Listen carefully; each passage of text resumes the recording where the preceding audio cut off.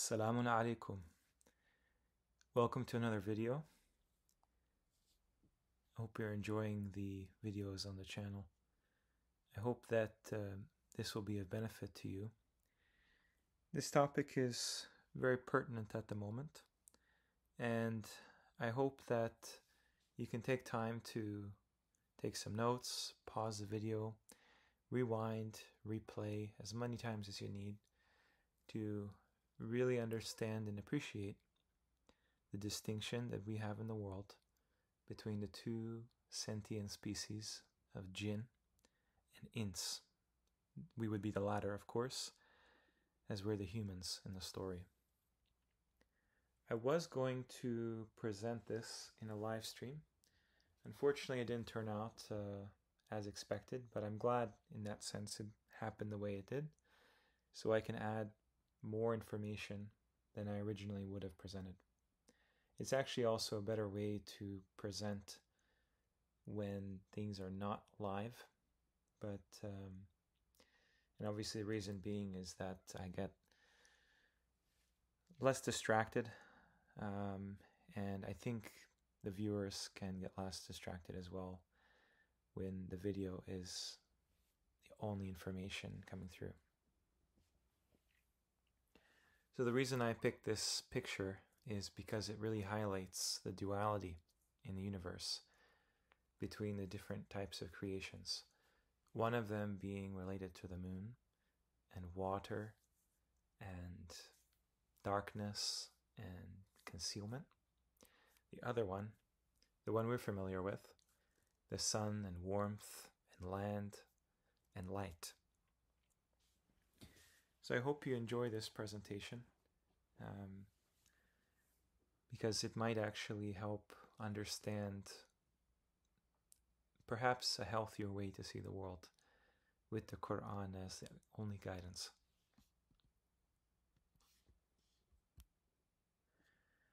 I do want to put a warning, and I might have to put this warning for my future presentations. Do not continue watching this if you do not want to claim total responsibility for yourself. And if you are happy in trusting your eternity to your companion, intimate comrade from the shayateen, known as a qareen, as well as experts from humanity and whatever inherited traditions you might cling to, then please stop watching this video. This video is meant to broaden your perspective and elevate your consciousness as a human being. So, take heed of that. One thing we have to remember at all times, and this is an ongoing principle wherever and whenever you read the Qur'an, along with anything else the Qur'an makes apparent of wisdom and knowledge, always keep in mind that Allah is the perfect creator. There is never any randomness to His creation. He did not create the heavens and the earth in jest. His patterns, His symmetry, His fractals, these are all signatures of His creation. And one of the most important signatures you can imagine is the Qur'an is constantly contrasting pairs. Everywhere you go in the Qur'an, you can see this. The daylight and the nighttime, the sun and the moon, the earth and the heavens. Clearly, the symmetry applies to the jinn and the ins, in that very order. It's evident from the Qur'an that the jinn have opposing features to us, being the humans, the ins, and this underlies the symmetry throughout the entire Qur'an. I could speak at great length regarding the pairings within the Qur'an and within the creation. However, the most pertinent point here is, what do we make of the various divisions of the jinn and the ins, the human beings, and how do they relate to each other? The Qur'an informs us that both humans and jinns can be either those that follow and believe in Allah and the last day and the Qur'an, and those that deny or disbelieve. And clearly, both of them are represented in different proportions according to their way of life. Now, something to keep in mind, and obviously it might look a bit daunting, this diagram, but I'll try to walk you through what's going on, is that in every pair you have things that are opposing, opposite to each other, and things that are complementary. They go hand in hand. Opposite, you can really boil down to something that is opposing in both its qualitative and also its quantitative attributes. However, complementary pairs are things that can have either qualitative or quantitative attributes. If they have both, they're very likely the same thing. Quantitative simply refers to something that, at least in this respect, cannot be changed. It's exactly as decreed, and that is something that's fated from the very beginning. So, for example, you cannot change who you are. You're either born a human or a jinn if you have free will in this life to do as you please. However, the qualitative things, those are the things that are really tested. So Allah is not going to test you regarding how you look, how you dress, who you are, any of the things that we associate with religions today, and indeed most of our societies. But what He will actually judge you on your qualities, what kind of person you are, what kind of choices you make. What do you think of Allah? What do you think of the Qur'an? What do you think of all of the principles the Qur'an teaches? So these are things that you have power over. As a free will, conscious creation, you have freedom within the decree of Allah in that respect. So basically, this is all about where you end up for eternity. Are you a believer? Are you a disbeliever? I use these terms because they're very familiar to people, and just for sake of simplicity, that's what I'm going to be contrasting. So one of the things you have to keep in mind is that there are divisions within what we know as jinn and ins. And this is going to be more apparent as time goes on. So the reason I put the jinn on the left is because with respect to the creation and Allah's perspective, we have directions, exactly 4 directions, as well as up and below, giving 3 dimensions as well. However, what we call the right and the left, it pertains to, if you watch my presentation on the Mecca series, part 7, this pertains to south and north respectively, which is exactly how the humans and the jinn are situated, half of the world allotted to each. So one of the most largely quoted, the most frequently quoted, what people will call mankind, is An-Nas in the bottom left. An-Nas does not include all of mankind. The reason being is the very last ayah of the Qur'an. It relates 2 precise levels or degrees from the jinn and the humans, which are called ins. And as I mentioned, that's the very last ayah of the Qur'an. Min al-jinnati wan-nas. That's actually in the surah named An-Nas. This is usually translated, as I mentioned, as mankind or man or humanity. But given the other ayahs I'm going to show you, An-Nas is something associated with hellfire. Jinnati is treated the same way, largely, the majority. That's why it says min, meaning a portion of them, very small portion of them, the mercy of Allah protects them from hell. And also, likewise, their jinn counterpart are known as jinnati. We don't actually get a distinct translation from this word jinnati and jinn. And I'm going to show you what the distinction is in a few moments. So if you go to Surah 11, Ayah 119, Allah says, "Except whom your Lord has given mercy, and for that He created them. But the word of your Lord is to be fulfilled, that I will surely fill hell, Jahannam, from al-jinnati wan-nas ajma'ina, all together." This is to highlight that the majority, the overwhelming majority, and in fact, in the end, totality of what we call the jinnati and an-nas are the ones that fill Jahannam, hell.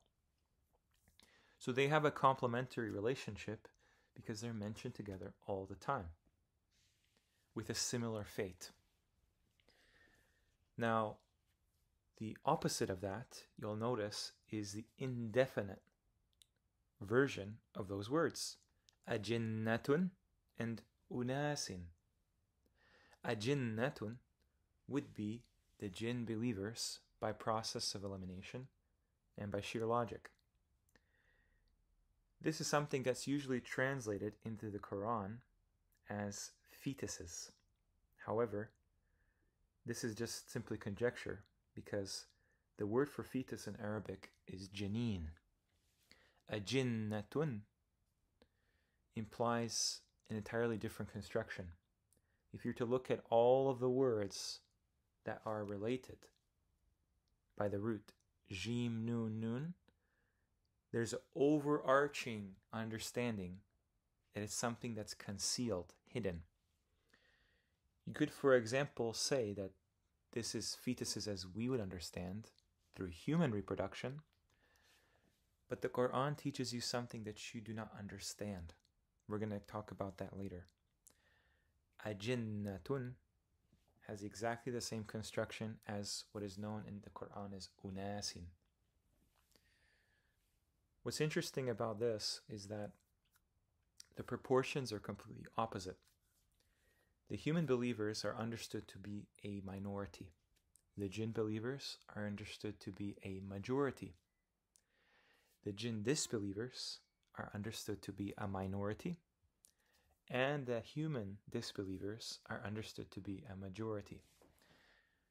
Now, you're going to find throughout the presentation that red will come to symbolize humans. Red blood, Adam, dem, meaning blood in Arabic. Whereas jinn come to be represented as blue. So what's interesting about this is the qualitative similarities are the things that complement each other. And also the quantitative ones. But the qualitative ones are more meaningful, and that's why I place them above the ones that are basically doomed to hell. So if you go to Surah 7, Ayah 82, it talks about the story of Lut, the messenger. And it says, "But the answer of his people was only that they said, 'Evict them from your city. Indeed, they are men who keep themselves pure.'" The word there is not men, though. It's a grouping of humans called unasin. This word has a neutral understanding, and you could say that an-nas also has a neutral connotation, but again, the proportions are what define them as majority believers, majority disbelievers. So, the interesting thing is that what you're going to appreciate is that humans have a very unique and lofty position relative to the jinn. The jinn occupy a part of the world known as nether, the nether region, something that's lower. And what's interesting about this is that the humans, naturally, if they step into their role as caretakers and khalifs of this world, they manage the jinns. However, there are a portion of jinns that are like rebels. And they are the main antagonists to the believing humans who, at the foremost, are messengers and prophets. However, at the same time, because of the proportion, there always is a sort of elite, and the elites are always going to be a minority portion. The jinn disbelievers in their world, in the world of the jinn, occupy the kind of reins of power. So that's why the humans that believe are especially important to the jinns that believe. And that's also why the humans that disbelieve are especially important and dependent upon the jinns that disbelieve.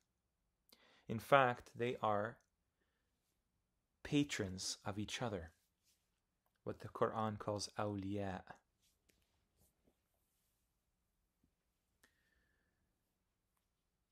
However, those that are the ones that take Allah's path, those are the ones that are successful in the end.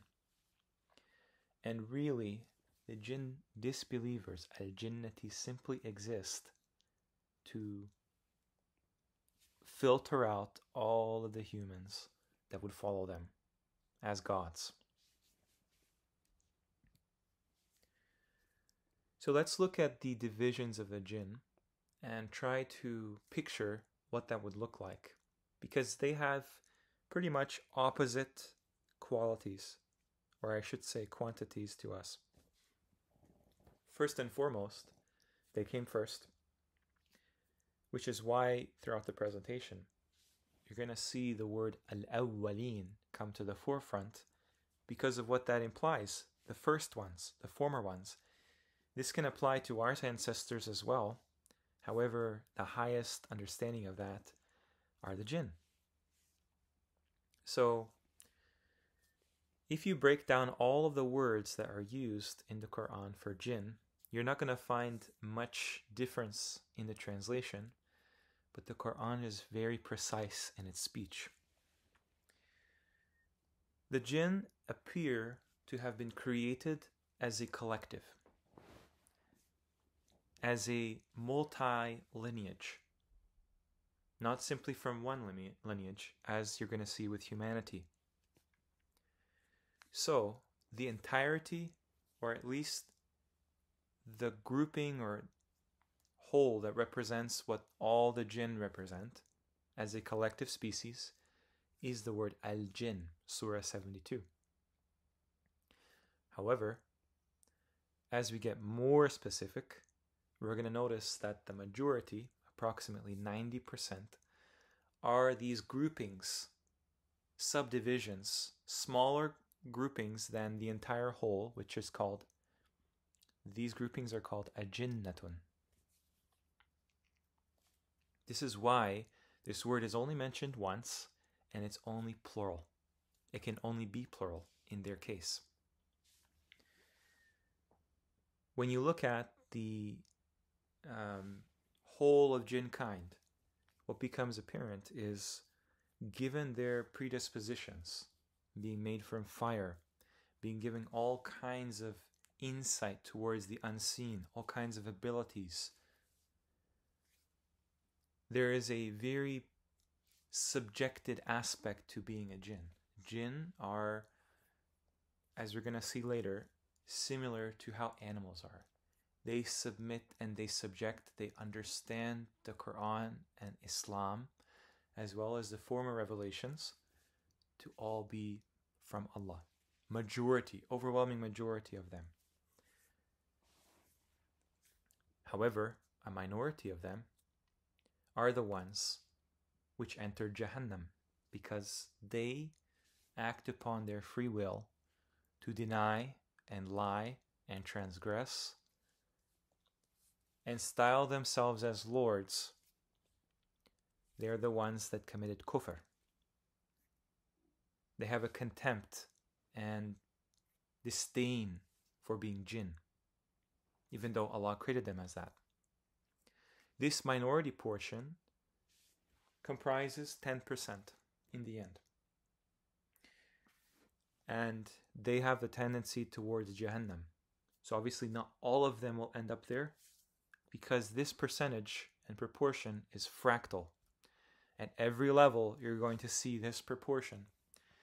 The reason why these numbers are true is because the Qur'an in Surah 74 states tis'a, 9, ashara, tenths, groupings of 10.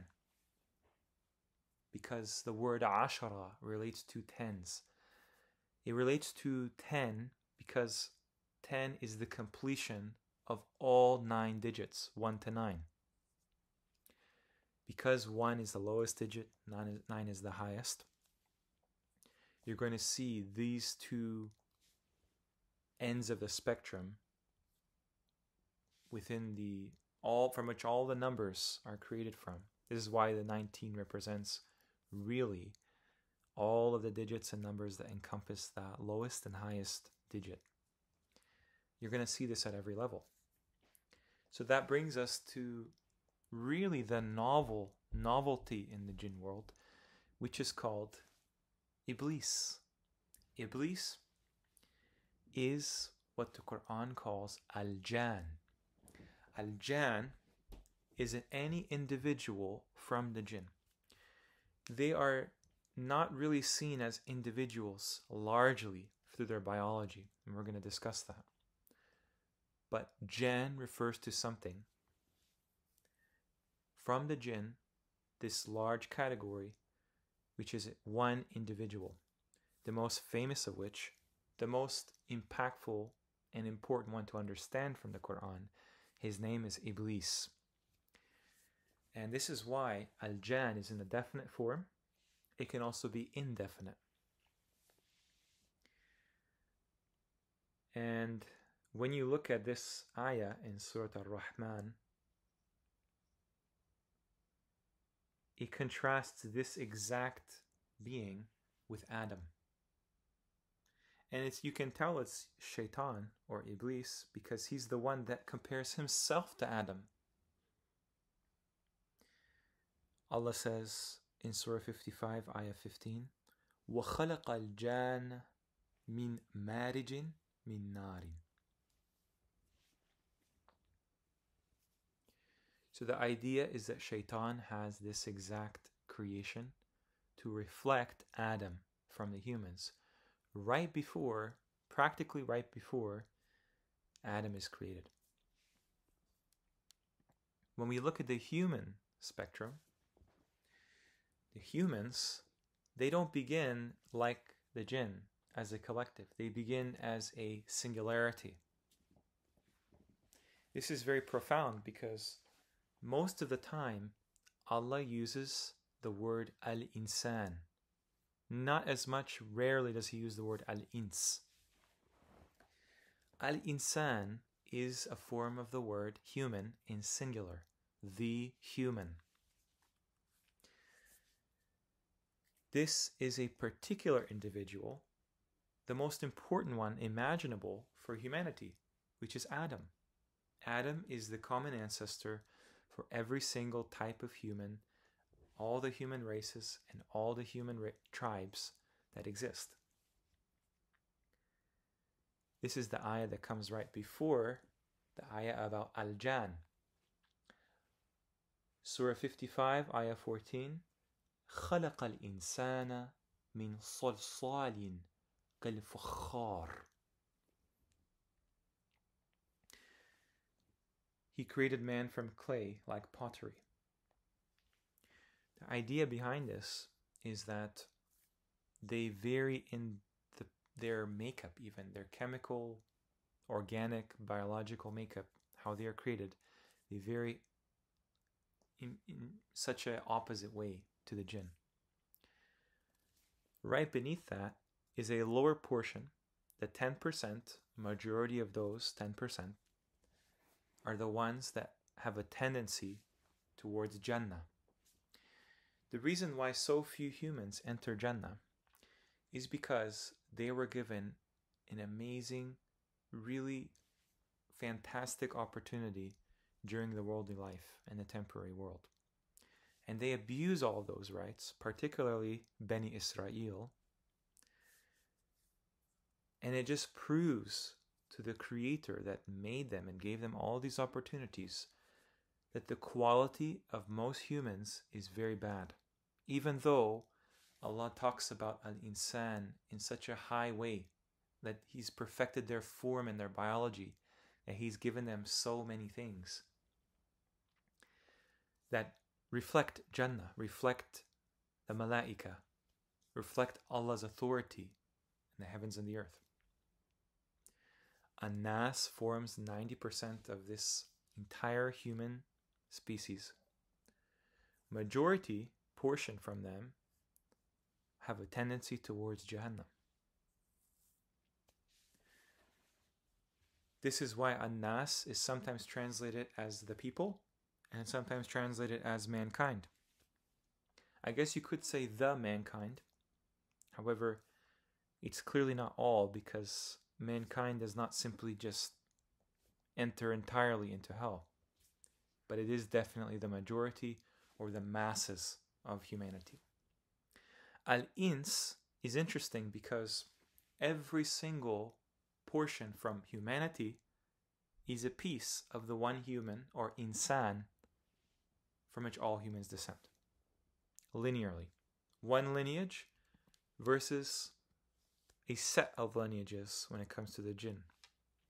The jinn start as a unified species, and they peak at a singularity, which is Iblis. Whereas the humans start with a singularity, and they diverge and diverge and diverge.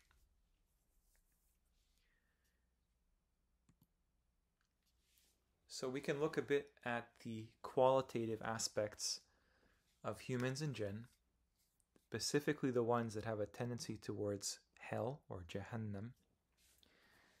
And what's interesting about this is that Al-Jinnati always come first and An-Nas always comes after, in that order. Similar to how Al-Jinn always precedes the word Al-Ins whenever they're together. And this could be the case because essentially they did come first, and so they have precedence in time. But in a way, it is more beneficial, the position that humans have been gifted and bestowed upon them, because they are the ones that finish. They are reflective of the akhirah, the jinn reflective of the ula. Now I represented the jinn side with blue, and I represented the human side with red. And each of these diamonds is supposed to show the kind of disparity within the majority of the humans and the minority of the jinn.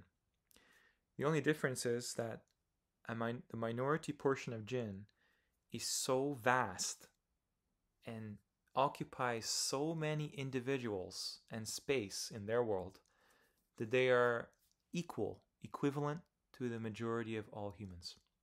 And this is because the jinn are more powerful and more populated in and of themselves compared to humanity.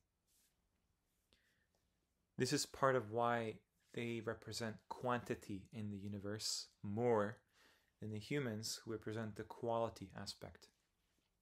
Again, the difference between 1 signifying humanity and 9 signifying jinn. So Allah tells us of these groupings in several ayahs, one of which we can start at the right side with An-Nasara. So usually this is actually translated as Christians, but clearly that doesn't fit at all what Arabic represents this word to mean. You can watch my videos, parts 1 and 2, on An-Nasara for more information. It says in Surah 2, Ayah 62, إِنَّ الَّذِينَ آمَنُوا وَالَّذِينَ هَادُوا وَالنَّصَارَى وَالصَّابِئِينَ مَنْ آمَنَ بِاللَّهِ وَالْيَوْمِ الْآخِرِ وَعَمِلَ الصَّالِحًا فَلَهُمْ أَجْرُهُمْ عند ربهم ولا خوف عليهم ولا هم يحزنون.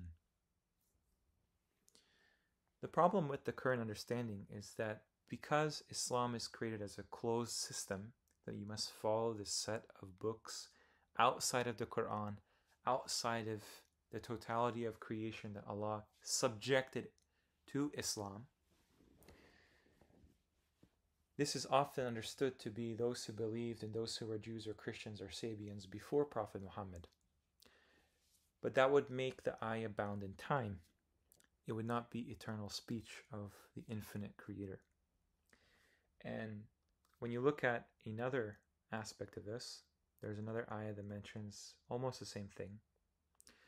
It says, indeed those who have believed and those who were alladina hadu and those who were sabi'un and those who were nasara. This is talking about a specific class from the majority of mankind. So clearly, if you take all the Jews and Christians in the world, you won't even get half of what's projected to be the current population figures for humanity. If you go to Surah 5, Ayah 82, Allah talks about An-Nas. He says, you will surely find the most intense of An-Nas. They just put that as the people. In animosity towards Alladina Hadu to be Al-Yahud. Al-Yahud is mentioned in that ayah as part of An-Nas. And Alladina Ashraku, those who committed shirk. This is also part of An-Nas. Then it says, you will find the nearest of them in affection to the believers, those who say, we are Nasara. Okay? So that's why I put Nasara at the top of the human portion called An-Nas and Al-Yahud at the bottom. Alladina Ashraku is put in the middle, the bulk of this portion called An-Nas. And the reason why is in Surah 22, Ayah 17. إن الذين آمنوا والذين هادوا والصابئين والنصارى والمجوس وَالَّذِينَ أَشْرَكُوا. Of the two times this formula is presented, this is the only time that introduces two new categories of the four, which are الَّذِينَ آمَنُوا الَّذِينَ هَادُوا النَّصَارَى الصَّابِئِينَ. And the two new categories are al-majus, الَّذِينَ أَشْرَكُوا. الَّذِينَ أَشْرَكُوا clearly is from An-Nas, as in Surah 5, verse 82. And Al-Majus is the one that relates to that. The reason why you can suggest this has to fit in the spectrum that's analogous to the human disbelievers for the jinn, called Al-Jinnati, the jinn disbelievers, is because of what this implies, Al-Majus. This is where we likely get the word magic from, magus, Magians. They talk about these as Persians, and you'll see exactly why Persians are associated with this. They even define this word to mean fire worshippers, fire being something that is related to jinn. As I mentioned, Iblis is made from fire. Al-Majus comes somewhere from this jassasa. This root is used only once in the Qur'an, and it's in Surah 49, Ayah 12. O you have believed, avoid the then, much from the then, the assumption. Indeed, some of the assumption is sin, and do not spy. It says here, do not spy. وَلَا تَجَسَّسُوا. It's not really a command, but just for simplicity's sake, tajassas is relating to spying, seeing, something where you're not seeing yourself. This is related to Iblis because it describes a shaitan having offspring, dhurriya.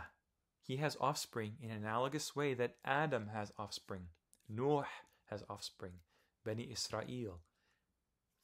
These offspring of shaitan constitute his tribe.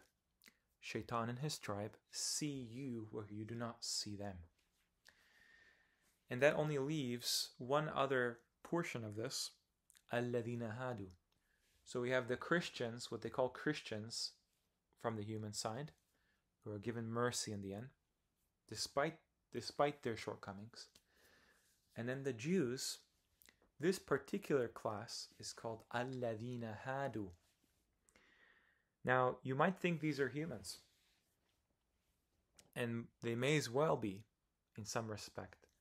However, in Surah 62, Ayah 5,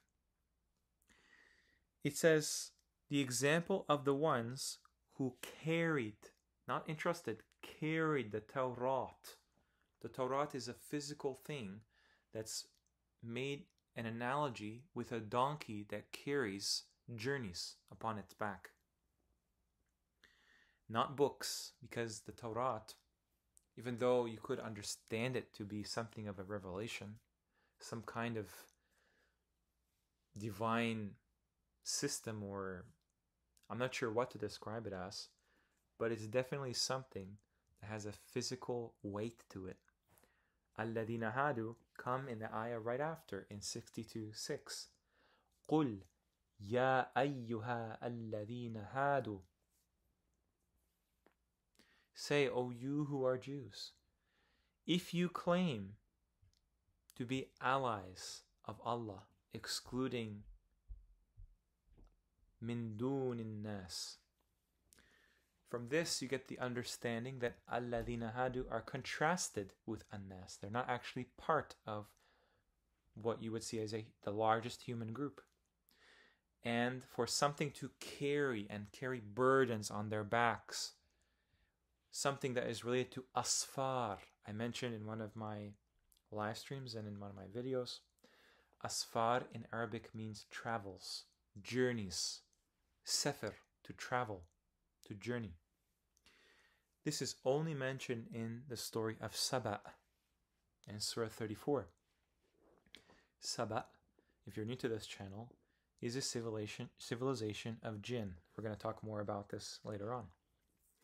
Alladhina hadu are the minority portion of this larger civilization called Saba, or you could say al-jinnati. And that's why they are reprimanded, because they do make many mistakes, similar to how an-nasara commit shirk, alladhina hadu commit kufr, and they claim themselves to be awliya, personally excluding humanity. Alladhina kafaru. Alladhina kafaru, we get an understanding of this from the Qur'an in Surah 2, Ayah 102. وَاتَّبِعُوا مَا تَتْلُو الشَّيَاطِينُ عَلَى مُلْكِ سُلَيْمَانَ. They followed what the devils had recited during the reign of Suleiman. وَمَا كَفَرَ سُلَيْمَانُ وَلَكِنَّ الشَّيَاطِينَ كَفَرُوا. So then it says Suleiman, the representative of humanity, he did not, so he is the elite of the elites of humanity at that time, he did not do kufr. The shayateen did kufr. The shayateen are the pinnacle of those in hell that did kufr. That's why Shaitan himself is described from the kafirina. Al-Yahud are never ever mentioned, that exact word, as anything good. Ever. Unlike Alladhina hadu. Unlike an-Nasara, who are promised salvation. Alladhina ashraku, alladhina kafaru, al-Majus, al-Yahud, alladhina hadu, an-Nasara. You can start to see a parallel between humans, how they're giving definite articles at their extremities, and the base of them are given indefinite identity, indefinite action, ashraku, because they form some kind of a masses, or what you would call the lower end of the food chain or the hierarchy within humanity. The same thing for the jinns. The jinns that have the most power, or have the most, I guess, they're on the extremities of the population distribution, are given indefinite actions in the past tense, whereas a majority of them are given this al-majus. This is something interesting because it kind of shows that, at least at this scale, this portion from humanity and jinn kind, it doesn't reflect at all what it should be for the actual believers of humanity. And we'll talk about that at another time, once that's worked out better. I don't really have a slide to show you for that, but inshallah, maybe in the future. So let's talk a bit about the jinn and some of their manifestations in the Qur'an. What you'll notice is that the surah titles are very interesting to reflect upon, not only because there's an even number of surahs, not only because there seem to be patterns and connections to make with the titles of surahs. However, needless to say, we should start somewhere near what's commonly accepted and understood to represent a kind of race, if you want to say, or folk of the jinn. And the first one I want to talk about is the ifrit, ifritun. Ifrit is a very interesting word. It's not really explained what that means. If you go to the surah that's from, which strangely, coincidentally enough, is Surah An-Naml, the ants.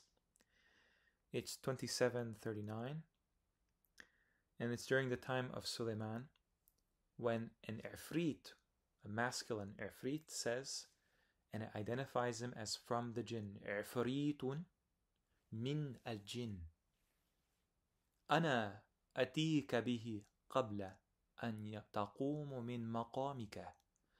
A powerful one from among the jinn said, I will bring it to you before you rise from your place. And indeed, I am for this strong and trustworthy. What's interesting about this is the jinn usually have a understanding of speaking in plural, connecting with their people, O our people. They come as a group, a nafarun, from the jinn. However, this jinn, he speaks singular, exactly like Iblis does. Iblis says, I will do this, I will do that, I will delude them, I will get them go astray, I will get them to change Allah's creation. Ifrit are understood, usually, traditionally, to be goblins, imps, satyrs, the more demonic looking versions, the more kind of humanoid versions of the jinn. And really the best fit for that, you can imagine, is this overarching term from what we can understand as elves. What's interesting is all of the mythology upon elves has very similar ideas to draw upon from what we would call jinn. And actually, there was a time I remember when translating the word Jan in Google Translate of all places, and one of the first things it would spit out is elf, Jan. I thought that was interesting. So what's interesting about this is that story that mentions the only case of this word, the afarit, afara. This is to be contrasted with the other root, which is arafa, arf meaning to understand. Then a second speaker, and this speaker comes in 2740, says قال الذي عنده علم من الكتاب, someone that has knowledge of the book. That implies that the ifrit, the only time it's mentioned, tends to have not knowledge from the book. This could be a jinn or another ifrit, but the point is that They have a negative, largely negative connotation. We see this in movies like in Harry Potter, where they're shown as these goblins that hoard wealth. And you'll find why the anti-Semitic canard is so prominent with this caricature that is wrongly attributed to humans. And I would suggest that even the movies like Avatar, where they constantly showcase the alien culture as these kind of cat-like, pointy-eared people or folk, somewhat humanoid, always in color blue. It's throughout all of our imagination, all of our art and media. Even the color blue in the Quran, mentioned it once, is associated with the criminals and their eyes being blue. So what's very interesting about all of this is if you go to Surah 18, Ayah 50, you're going to find something where it says, "And when we said to the angels, prostrate to Adam, and they prostrated, except for Iblis. He was of the jinn and departed from the command of his Lord."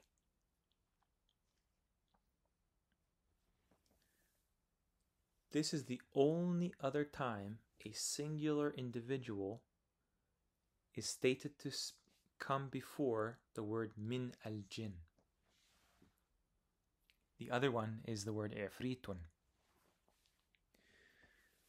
What's interesting about comparing this word and the other two groups of jinn, which likely are groups of jinn, are the words an-nahl and an-naml.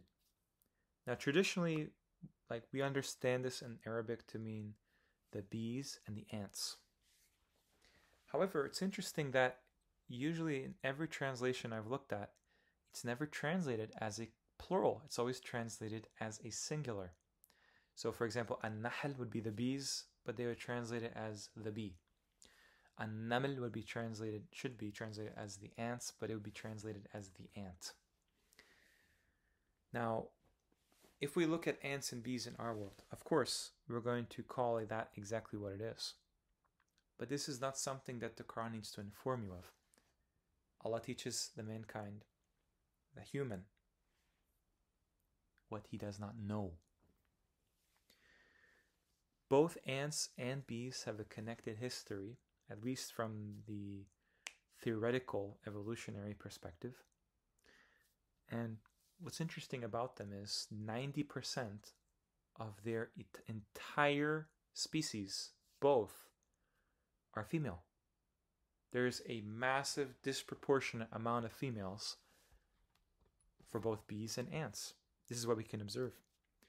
They also both have matriarchal hierarchies, also have very stratified, determined classes for each of the bees and ants born in each colony and the entire species.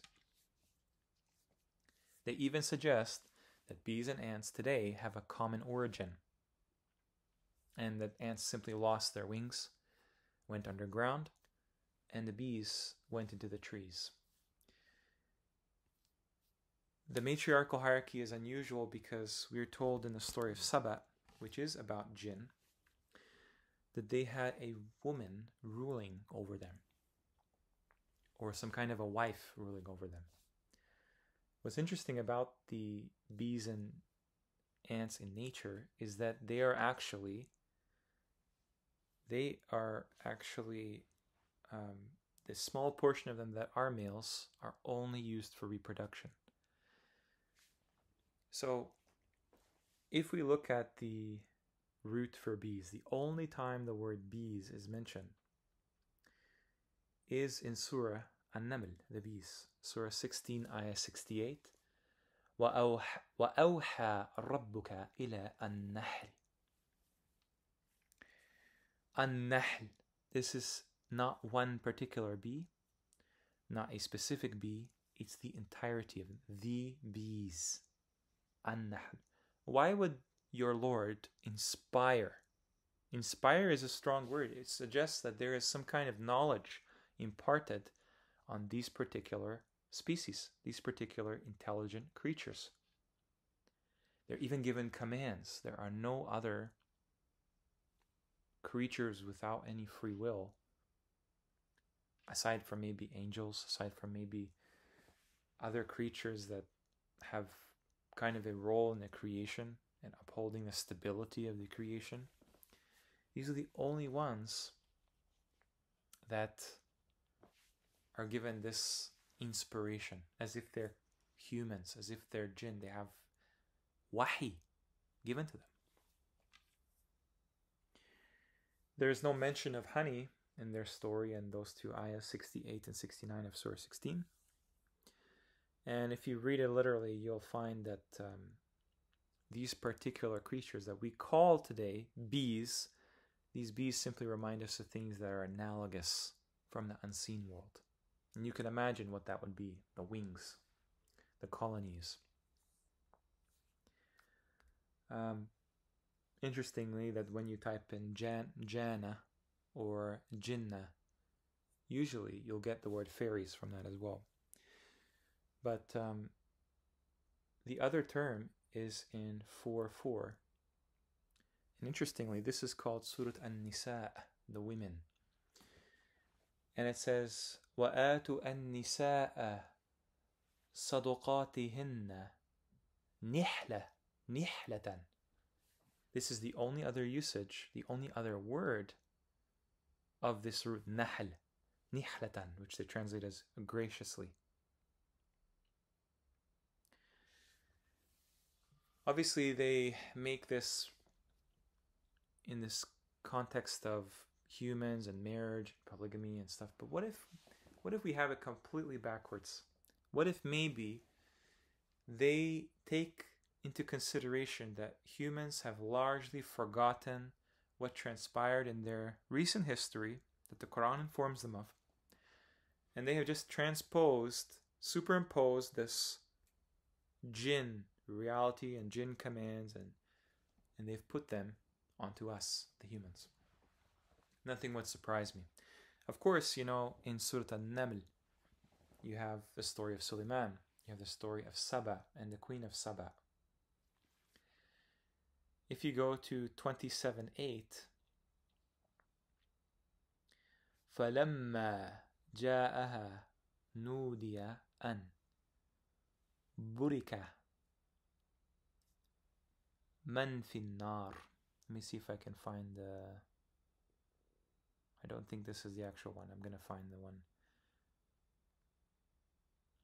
Apologies for the disruption.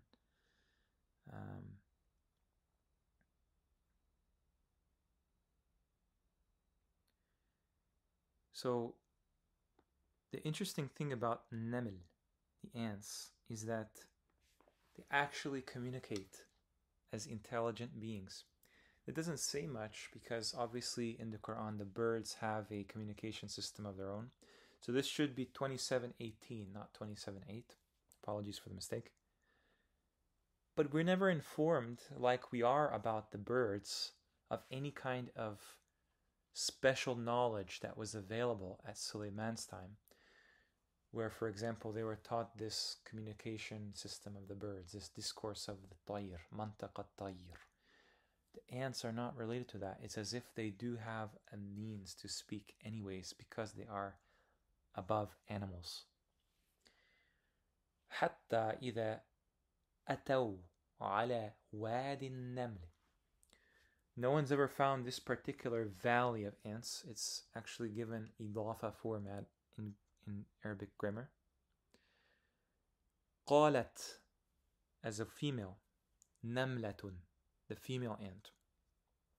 يا أيها النمل.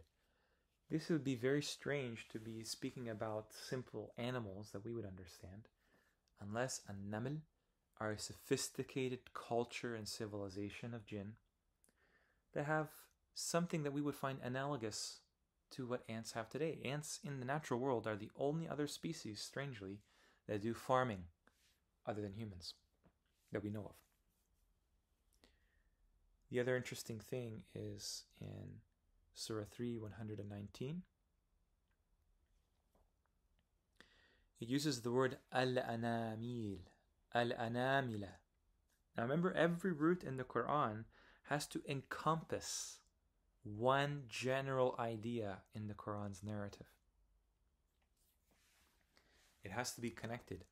So fingertips, although might be an attractive translation, what if there's more to the story regarding the unseen? So what you'll notice from the jinn is that they tend to have a feminine dominance. The feminine way is the way that tends to be correct. Amongst their genders, whatever exists there doesn't seem to be very clear as it is for us, but the masculine side tends to be more subservient. This is something that you can appreciate and acknowledge from the signs of these creatures. When you think about insects, that's exactly what you see. Even the snakes, reptiles, fish. These are types of creatures that reflect jinn the most. So this is more about conjecture. I guess you could say speculation at best. But it's grounded in insights from the Qur'an that you can only find in the Qur'an. Arrangement of the ins. This is a far more interesting topic and pertinent to us, only because it's easier to show and there's more attention given to them, given that just by fact of being humans, they play a wider, major, main character type role in the Qur'an. So the first one I want to talk about is us, the ones in the middle, the ones at the forefront, the ones that are sort of the pinnacle, the elites, that have the most dedicated to their story, Bani Israel. So I should preface this by going to the story in Surah 5, Ayah 28. Rather, Surah 5, Ayah 27. This comes right after Musa is speaking to his people. And recite to them the story of Adam's two sons. In truth, when they both made an offering and it was accepted from one of them but not accepted from the other, said, I will surely kill you, said, indeed, Allah only accepts from the righteous. We're told of two sons, and he could have very well had two sons. However, the two sons story is the story to remind those descended from the third son.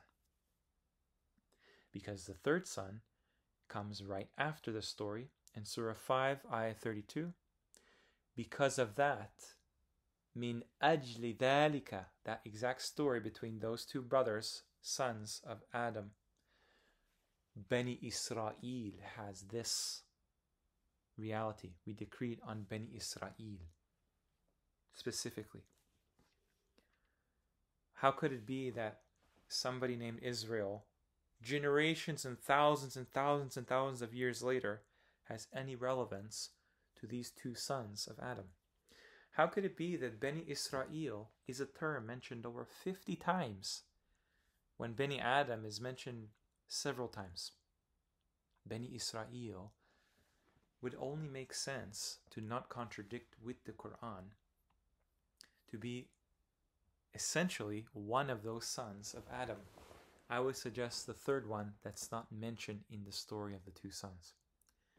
If you go to Surah 3, Ayah 93, this depicts Israel as a human, as a person, after whom we're descended. All food was lawful to Bani Israel except what Israel made unlawful to himself before the Tawrat was revealed. So this shows that he is a person that has a lineage connected to him. In 1958, this is an interesting understanding because it says, those are the ones upon whom Allah bestowed favor from among the prophets of the descendants of Adam. Number one, Dhurriya, Adam. And so including from what we carried with Nuh and the Dhurriya of Ibrahim and Israel. Ibrahim and Israel are given the same offspring. Why? It's almost as if Ibrahim is one of these patriarchs from Israel, just as Nuh was, just as Imran was, going all the way back to Adam. That's why in Surah 3, Ayah 33, it states, indeed Allah chose Adam, the one human Adam, so that's humanity, and Nuh, that's Nuh, and those he carried from the offspring of Bani Israel, right? And Ali Ibrahima, and Ali Imran.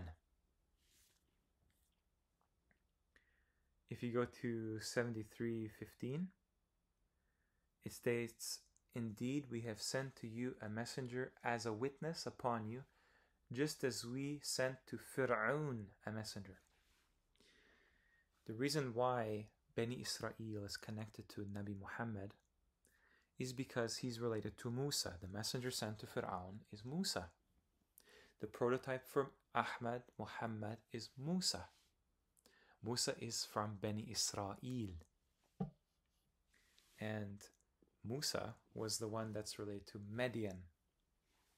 Just like the Nabi of this Qur'an, Ahmad, he's related with Median as well.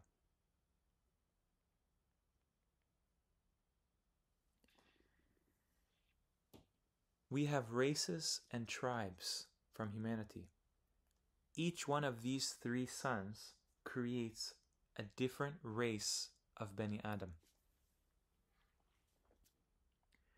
So in Surah 49, Ayah 13, it says, Ya ayyuha an-nas. We have created you from a male and a female, and made you peoples and tribes that you may know one another. This is not relating to the ethnicities and races you see today. All the humans you interact with and see on a daily basis in this world are from Bani Israel. The differences between them are things that reflect the unseen from whatever happened in our recent history to show you that we are tribes from one race. This is why they call it the human race. This is Israel. In the Quran, the word is Sha'ab. Shu'ub. There's a prophet called Shu'aib. Sha'ab, relating to a race of people. There's no intermingling between these races because they're very different from each other. I'll show you why. 7730 uses this exact root. انطلقوا إلى ظل ذي ثلاث شعب. So this root, Shu'ab, which is where we get the word race from, Shu'ab, is connected to the word thalath, three. That's exactly what you see from the sons of Adam. Qawm Nuh is already understood to be a people from this race called Israelites in the Quran. In Surah 17, Ayah 3. We gave Musa the scripture and made it a guidance for Bani Israel that should not take other than me as disposer of affairs. Descendants from what we carried, descendants whom we carried with Nuh. Bani Israel were carried with Nuh. Nuh, his people are named after him,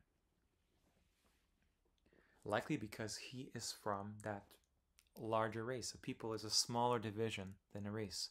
A tribe is a smaller division. A clan is a smaller division. And Bani Israel, because of their prestige, because of their status they're given amongst humanity, even today, just look at how many times they're mentioned throughout. In Surah 5, Ayah 12, Allah uses the word naqib, to describe chiefs or leaders. That the word is related to penetrating or mining the earth for resources, plundering. This is related to the naqib from Bani Israel. In 1894, you see the same thing. O Dhal Qarnayn, Ya'juj and Ma'juj are mufsidun in the ard.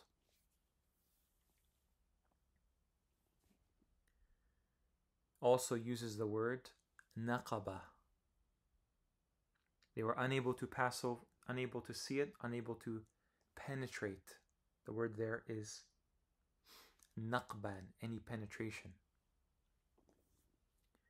The same thing is seen for 50:36. Bani Israel in Surah 17 are known to corrupt, to cause corruption in the earth. This is their main problem for the universe. And it makes sense because they reflect the power, the sovereignty, the kingdom, unlike the other two races of humanity. How many a generation before them did we destroy who were greater than them in power and explored, penetrated through the lands? Is there any place of escape? Surah 50, ayah 36. When we move on to Aad, it's in this order. Qawm Nuh, Qawm Hud, Qawm Salih. So Aad is another entire race of humanity. We haven't even seen them. We've only heard stories and legends that are passed down. And what's interesting is that Aad and Thamud are a pair. They're contrasted all the time. Aad and Thamud.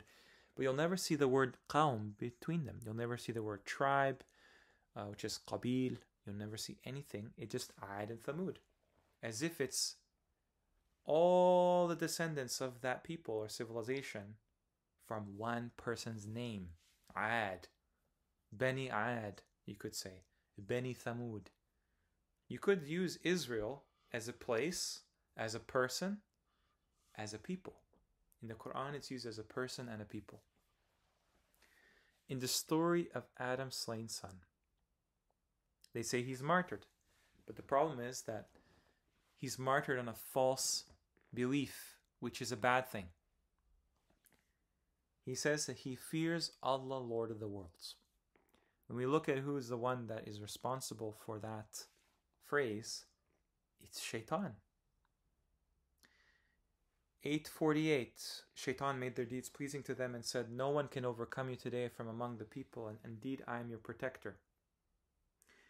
But when the two armies sighted each other, he turned on his heels and said, indeed I am dissociated from you. Indeed, I see what you do not see. Indeed, I fear Allah. Allah is severe in penalty. It's a bad sign when Shaitan is the one that says he fears Allah.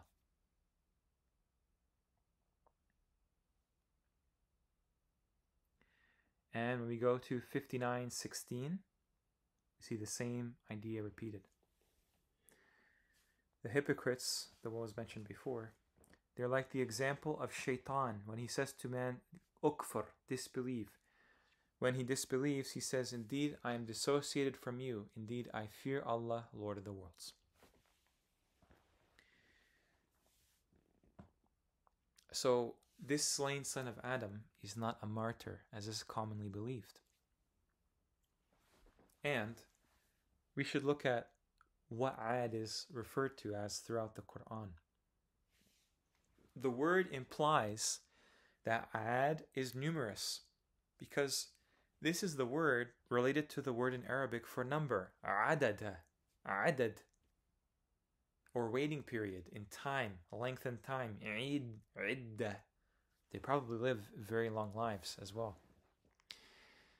But add, when you think of addition, additional, adding, add, it's about numerousness. In Surah 7, Ayah 16,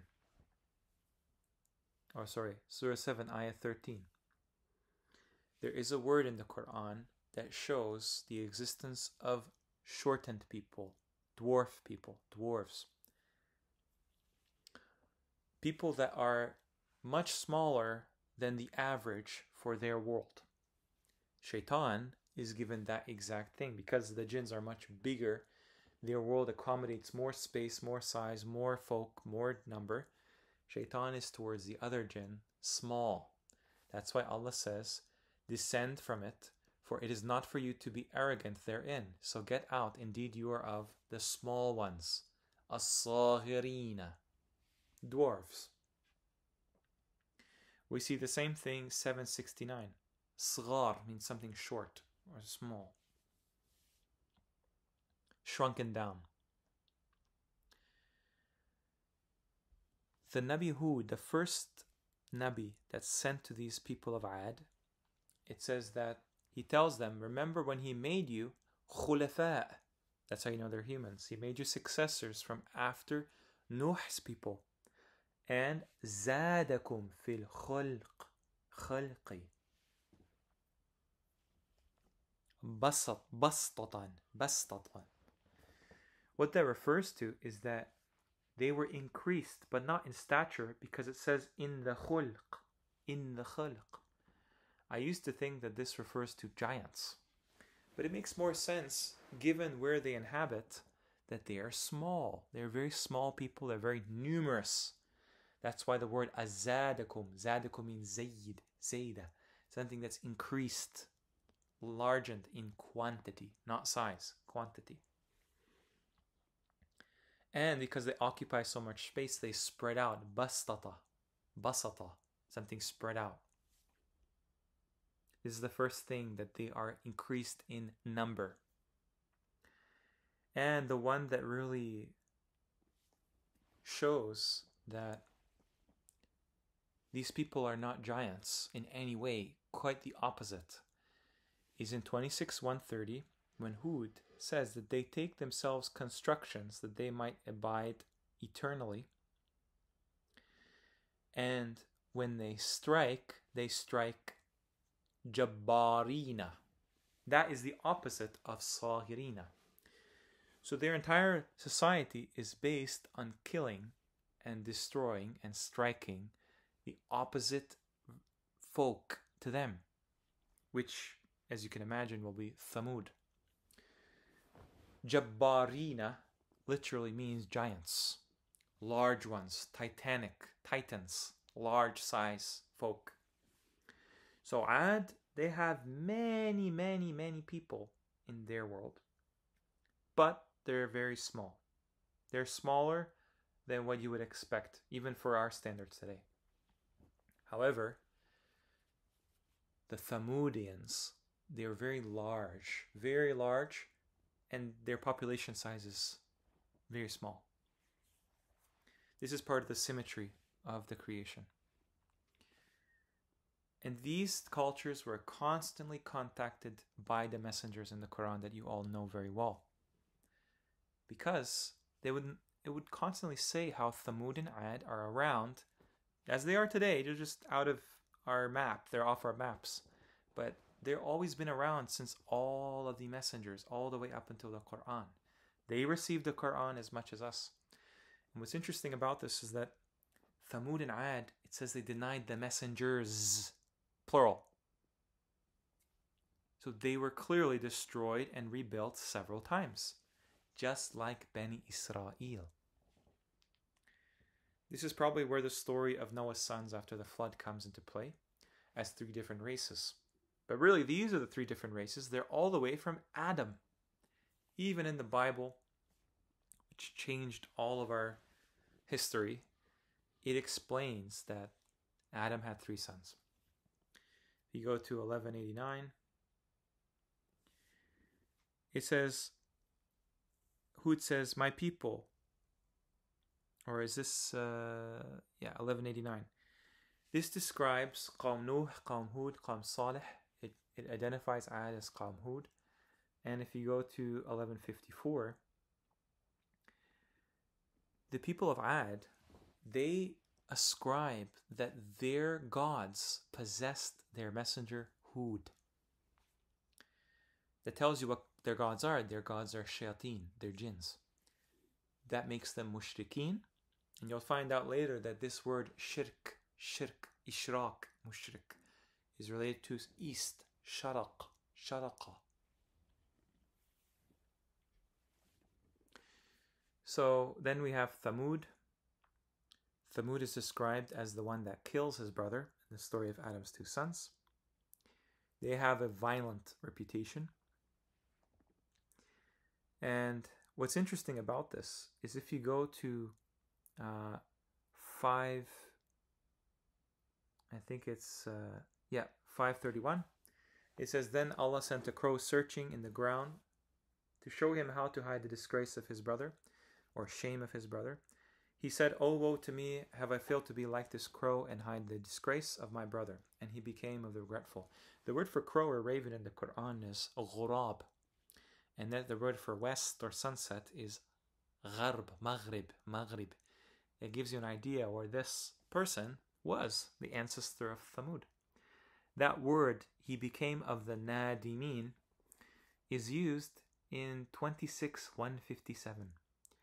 26:157 is used to describe, in a very short ayah, Thamud, those who denied from Thamud. فَعَقَرُوهَا فَأَصْبَحُوا نَادِمِينَ. Uses even the same ones, they became nadimin. Meaning, Thamud is connected to that ancestor of theirs. They make the same mistakes. And the punishment sees them. This is when they hamstrung the she-camel called a naqa. 522. 522. This is literally a few ayahs from the story of Adam's sons in 527.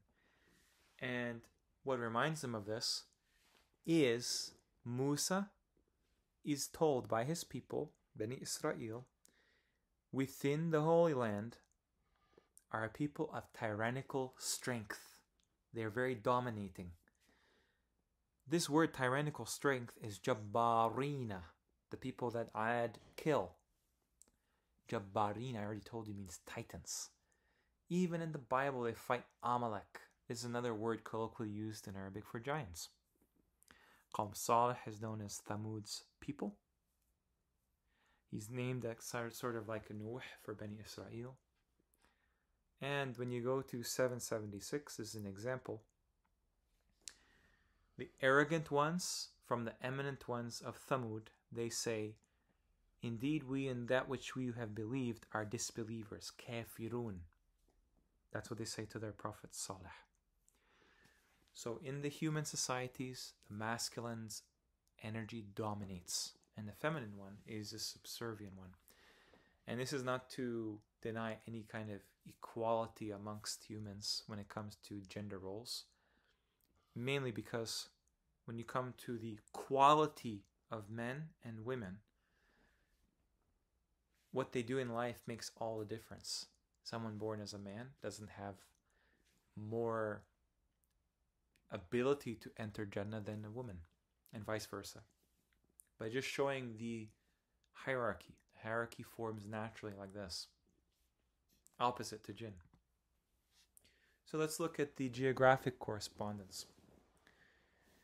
If we take the believing jinns, the disbelieving jinns, or at least a tendency towards that end, as well as the parallel societies to us, Aad and Thamud, you find that the continents that occupy the middle, the 4 corners in the middle of our map, correlates strangely to the directions on our maps as well. So for example, I touched on this in part 7 of the Mecca series, and what's interesting about this is if you do some contemplation, you can notice that whatever direction you go to in the world, you will have patterns that reflect that direction. I mean, you can imagine the directions as existing prior to the creation, like the actual physical world, because the physical world has these patterns built into it in all cases.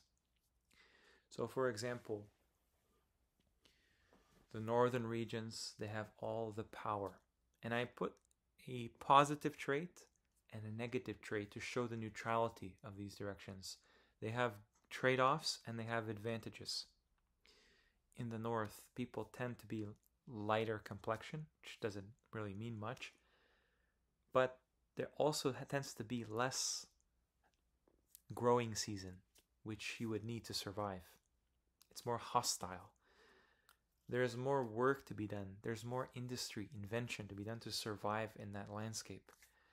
However, this creates a society of people that are more towards the apathetic side, less socializing,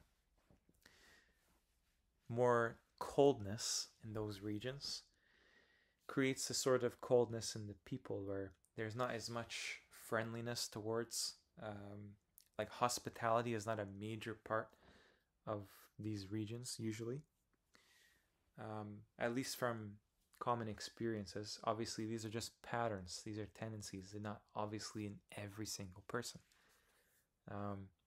And what's interesting about this is that there tends to be less and less land, less and less area of land as you get closer to the north. And that's why the southern continents, particularly the one here, Africa, is incredibly large.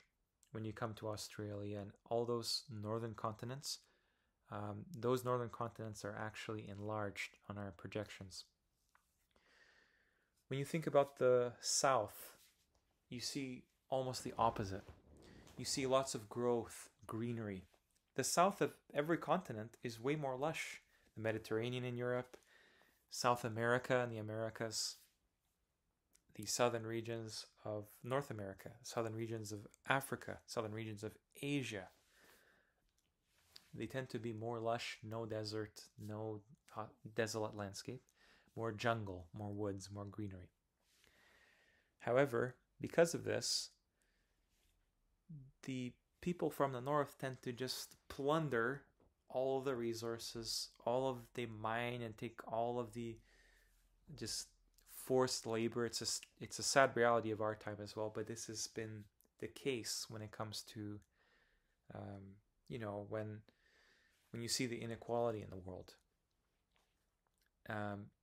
People tend to be of a darker complexion because the sun is more, its light and nourishment penetrates more. So it's actually more favorable to have that complexion in that region. I can't really recall exactly why a lot of these ones were picked, but you can imagine that societies operate differently wherever you go, and it's neither good nor bad. It's just something that you'll find a tendency towards. People from the south tend to be very healthy, very healthy. It's something that comes with how humans are connected to the sun. The sun gives them vital energy, gives them all kinds of better food, more vitality. At the same time, these people become very obsessed, usually, tendency, with their bodies, with their physical attributes. And so things become just more superficial in that sense. These people tend to be very hospitable in those regions because there's so much fruits, there's so much blessings in the land itself. And this happens in a local scale as well as a global scale. I'm just showing you the continental scale just to highlight how at every level you'll see the same pattern. North Africa, desert. South Africa, it's like an oasis. This warmth, though, creates a more conducive environment, more paradisical environment that creates complacence. So when you look at the East, one of the striking things about the East is knowledge. The reason why knowledge is connected to the East is mainly because Allah describes himself in one ayah. He is the Rabb of the Mashriqain, the Lord of the two Easts. He doesn't include any other direction in that ayah. The East has knowledge of the unseen, knowledge of the spiritual world, knowledge of what Allah created. It's a place of knowledge. And the problem with this is knowledge creates conformity.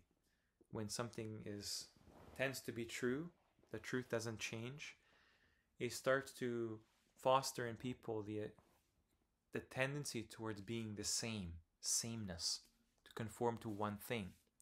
However, those conditions for humans are subjective. People in East Asia especially tend to be smaller in stature.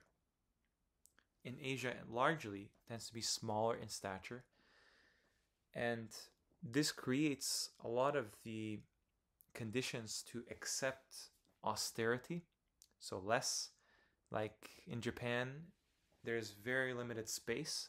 The people are smaller themselves on average than other parts of the world, and they're very, very content with very little, like just a room they sleep in. It's something interesting to ponder on, that people are satisfied with less in these parts of the world when it comes to like they have all of the means to live larger and grander, yet the monastic lifestyle prospers in this area of the world for a reason.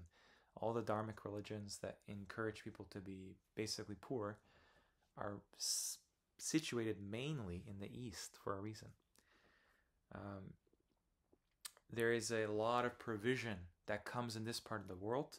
For example, Maryam, she is traveling, she moves to a place connected to the East to receive her provision. Maryam is associated with provision, rizq. And that's very interesting because this creates a very stratified society. Like, this is just accepted, whether it's Confucianism or as the caste system in India or the Sayyids in the Middle East and elsewhere. Your family means the most. Who you know, what your social hierarchy is, means more in this part of the world. Your bloodline means more. The homogeneity comes from the fact that it's actually more conducive, more competitive to be similar in this sense. This is something you'll see, like the more you go through to Asia, you see less different phenotypes like you would in, for example, the West. The West is every kind of person today occupies that region. This is something that Allah planned. It's not exactly people forced immigration or anything. This is part of us observing signs and distinguishing within humanity what this means. The average faces, if you take hundreds or thousands of faces from people in China or Korea or Japan, they don't vary much at all. And this is not something that people don't know, but it creates a tendency towards collectivism. This is why communism and other similar collectivist ideologies, they prosper in the East. Today, the largest communist countries are all still there. When you look at the West, it's totally different. It's almost opposite to that. The West values, a lot of the time, people that have a talent for something, some kind of a, not necessarily knowledge. Knowledge can only get you so far, but really you have to know exactly how to apply to be successful in the West. The problem is that people that become successful, largely, everything surrounds acquiring wealth. Wealth is something that's connected to the West because the word that comes after the word West in the ayah pertaining to Bani Israel, those that were oppressed by Fir'aun, that we cause them to inherit the Easts and the Wests, what comes after that, which we blessed. So the West has a lot of blessing, a lot of opportunity that other parts of the world do not simply have. Everyone migrates to the West for that reason. This creates a sort of materialism in the world.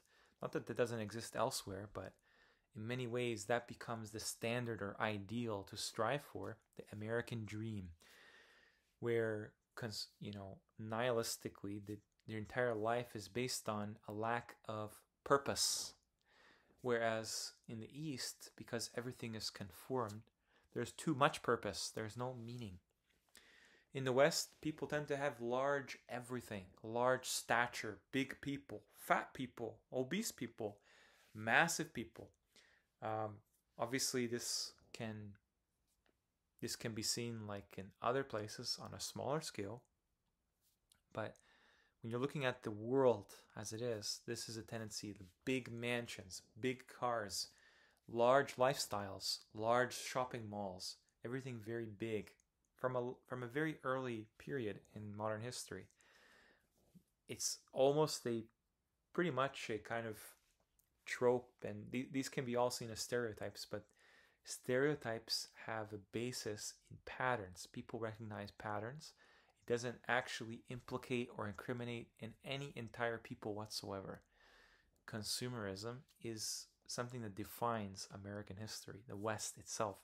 All the brands across the world are known to have Western origins. The ones that actually have like majority of them. Cleverness is something associated with this particular part of the world.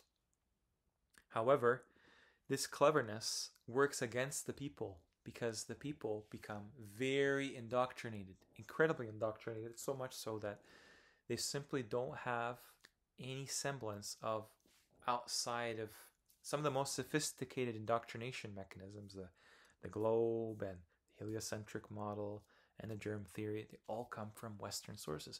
Even the religions were conceived of from what we would imagine as Western perpetrators. I mean, I wouldn't implicate the humans themselves. I think that everyone is kind of somewhat held hostage by an invasive force of aliens. But suffice to say that even today, the Western models are outsourced to the rest of the world. For example, Christianity is a huge example. That is something that is evangelized across almost every continent, practically every continent. Diversity is something that's very much stressed in the West, and it's very, very apparent unlike anywhere else in the world. So this creates a individualist lifestyle, which can be quite detrimental when it is used outside of any purpose for the individual themselves, because people become very egocentric, very selfish when it comes to that. That is a very commonly seen thing. So when you were to kind of put these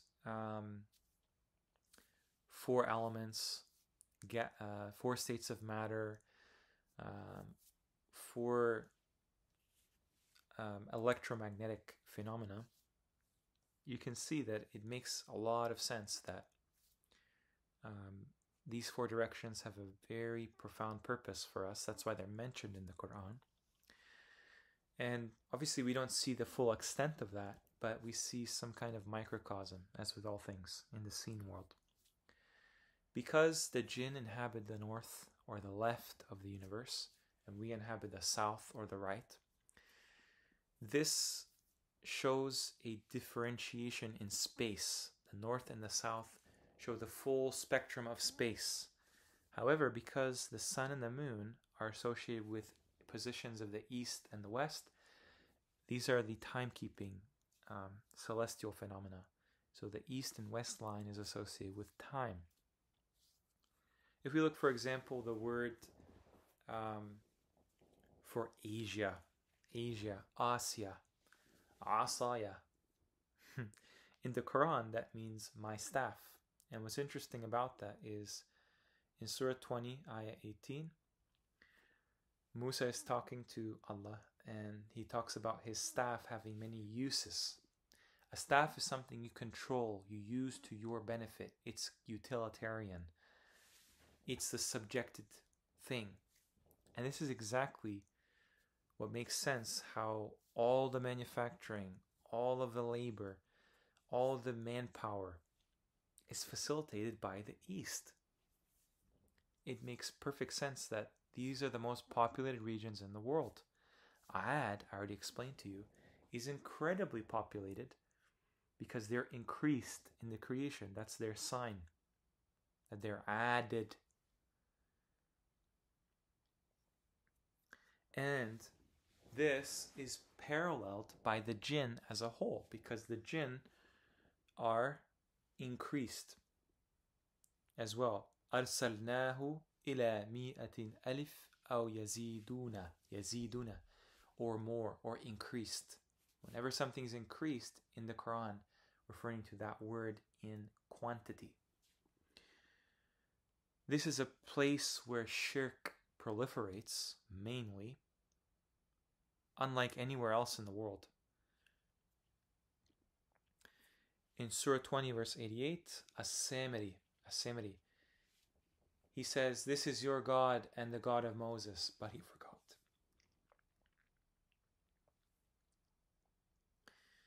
Then, when you go to An-Nasara, in Surah 9, Ayah 30, you get, the Nasara say, Al-Masih ibn Allah. Something in the creation, title in the creation, Ibn Allah. You go to 2168.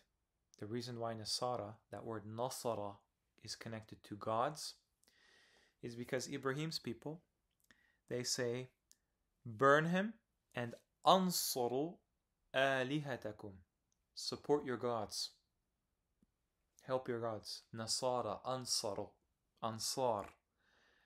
The Islamic tradition, the Sunni Islamic tradition, shows that very widely. This is why Qawm Lut is associated with the East. They're called mushriqeen in the Quran. And their problem is zina. In Surah 24, Ayah 3, Allah says the zani does not marry except a zaniya, female zani, or a female mushrika, and vice versa. Shirk and zina are part of the same thing. If you make zina in this life, you are treading a very dangerous path with Allah because it's compared with shirk. In the Quran, there's a term called ghabirin, a distortion of the root for west. So it's not west. Ghabar, ghabira, not gharb, ghabirin. This is always used with the term for what Lut's wife became. إِلَّا عُجُوزًا فِي الْغَابِرِينَ. She remained among those who remained behind. It doesn't mean remain behind. It means those made to dust. That's why there's sand stretching all the way from Mauritania all the way to Mongolia and China. One extensive, large desert of sand. Ghabar, powder, dust. The sand had to come from somewhere. When you go to Europe, which is an interesting parallel because this would describe the society of the majority of jinn. This is painful and bad for humans to pretend to be jinn, to have a jinn-like lifestyle, just like it's bad for Bani Israel, us humans in this world, to pretend to be the other humans who tend to be more, very much, culturally, like the jinn. Those being Aad and Thamud. In Europe, oftentimes you'll hear that Europe has something to do with the word Uruba, Arabiya. And of course, there is some kind of a connection there. Of course, maybe Europe represents the Middle West and Arabia, the Middle East. But Araba without the Ain, is in the Quran twice. Once it is talking about the women. And you might think that the women, al-mu'minat, is simply talking about humans. But clearly, the jinn, like I mentioned before, have a feminine dominant society. And you'll see exactly why. It's in the name jinn, what it means. And in 2431, there's a long list. And one of those lists, apparently it shows male attendants having no physical desire. That is not at all what it says. It says, ulil irbati, irba. The other form of this irba, araba, that root means something with uses, skills, proficiencies, technical skillcraft. This is what Europe is known for. Europe has all kinds of cultural skill practice to this day in that region. People go there from other parts like Asia or Africa to work there because there are skilled jobs, essentially, like things that will be made there that are made better than anywhere else in the world. And it's interesting because Musa's staff has many uses. Ma'arib, mi'rab. Not sure what the conjugation of that word is, but it relates to the word araba, irba. When you look at the story of Yunus, his name actually is related to the word for human, ins. He's a representative of humanity whose mission it was to speak to jinn. This is why they're the only society or civilization that actually believed all of them. Okay? They believed this particular cultural version of the jinn. And the reason I put yaqteen in there is because that's the word associated with this region. Shajarata min yaqteen. That word does mean pumpkin. However, yaqteen, you could imagine is, I guess it's a working hypothesis for where this is in the jinn world. But this is where Yunus was taken by the sea monster. We sent him to 100,000 or more, yaziduna, or more. So it operates as a collective, because Allah could have, you should watch my live stream 4 on the jinn for more information about that. But these are the only ones that believed. This is why Allah directly after the story talks about them ascribing sons, banin, to Allah, and sons that they have as their gods, and daughters to Allah they call the angels. In the Qur'an, we know very well that Nisa encompasses way more than just human women, because Allah says in Surah 3 verse 42, and mention when the angel said, O Mary, indeed Allah has chosen you and purified you and chosen you above Nisa'il Alameen, the Nisa of the world. That means there's Nisa of humans and Nisa of jinn. And you can imagine which one there's more of, which one has more of the signs of the unseen that Allah would dedicate more information towards. Clearly the jinn. That defines their passivity in the world. We'll talk more about that. So when you look at 774 in America, it says that they carve from the plains, they carve from the mountains homes. You can find this in other parts of the world, but really the cultural icon, when you think about like Mount Rushmore, or when you think about this mountainous region, the prowess that the giants would have in the world, Thamud, it's related to the ones that have the command, the order, they have the dominance in the world. America, contrary to what you might expect, comes from some obscure etymology. The word is very similar to the word command, amr, amri, amrika, amrika, your command. They're the commanders. And the East are the commanded. Shaitan is the one that commands many things, because he styles himself as sort of what the giants from the humans see themselves as. Kind of lording over the earth as its rulers. This is why Bani Israel were so afraid of Fir'aun's army. Shaitan only orders you to evil and immorality, and to say about Allah what you do not know. That would be kufr. To 268. I'm just showing you that Shaitan is the one that exemplifies the culture. That's why they call America the Great Satan.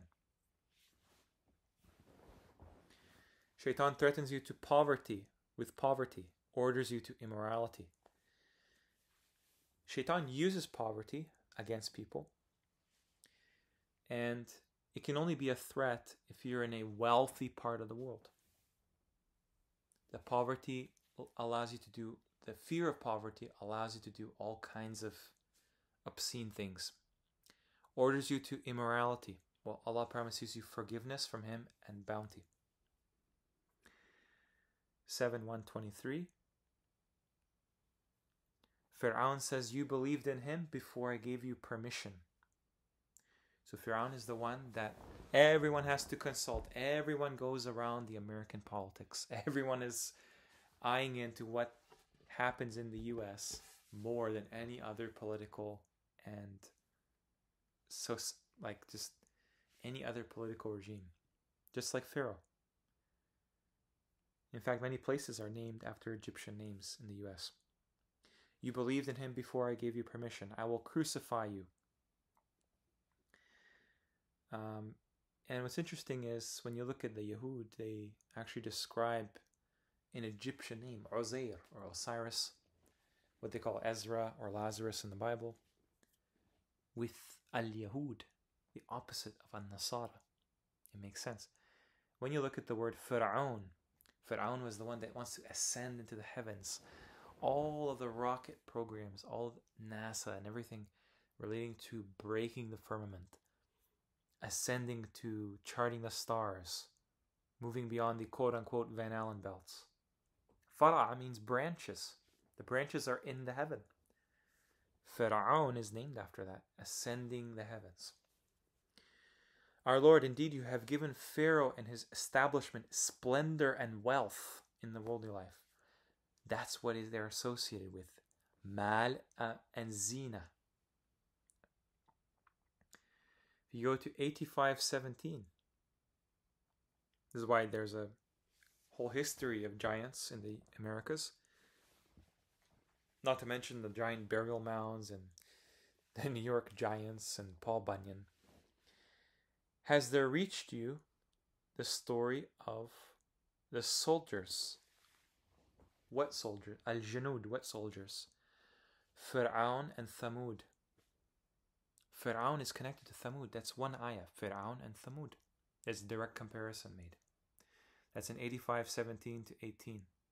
89:9 to 10. It shows you Thamud, the ones who carved, answered or says, الَّذِينَ جَابُوا الصَّخْرَ بِالْوَادِ وَفِرْعُونَ ذُو الْأَوْتَادِ. The Autad are the mountains. They're connected. They have to be connected cultures. Fir'aun is drowned, مُغْرِقِينَ.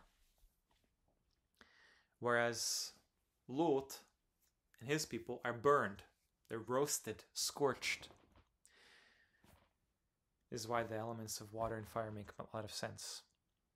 The people of Samiri are mushriks.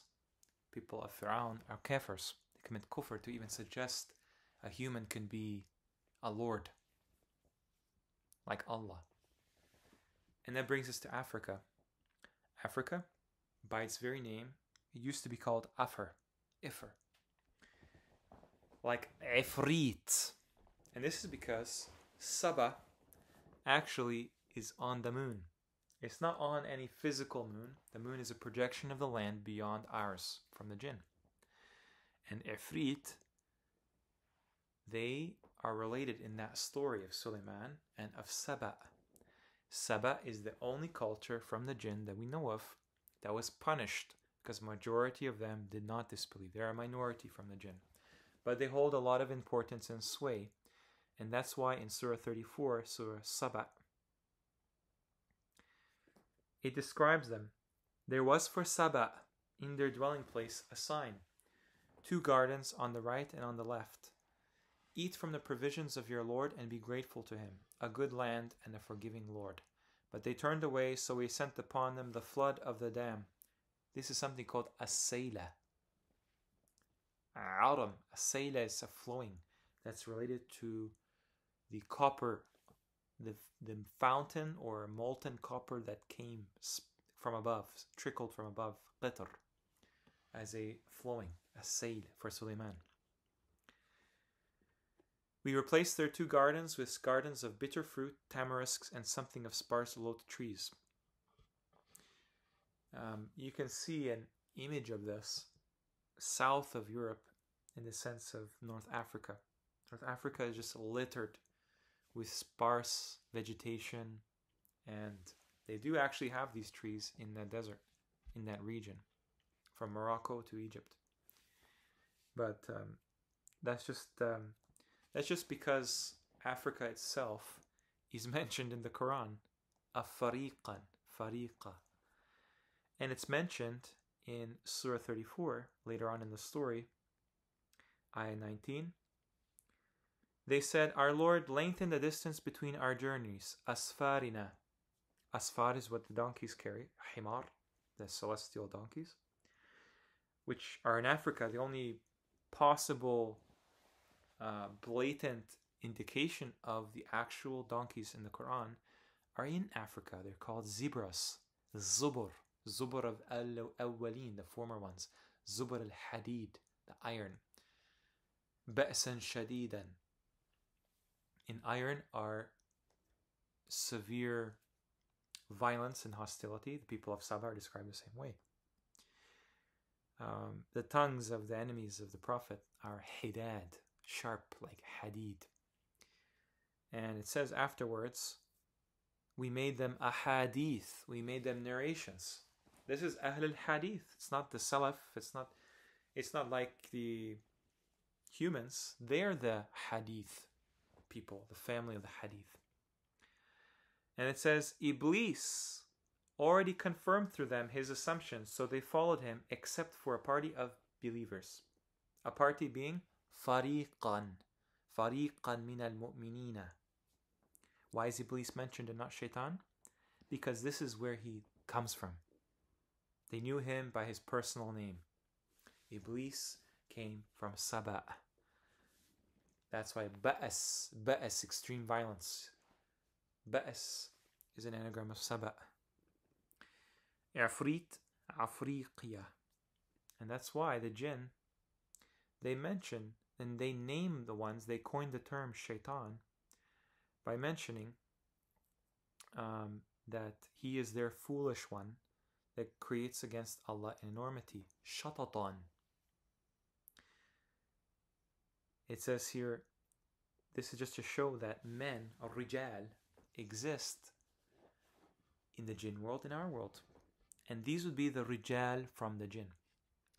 It says in 72:6, there were men from humanity that sought refuge in men from the jinn. Rijal min al jinn. And so they increased them in burden.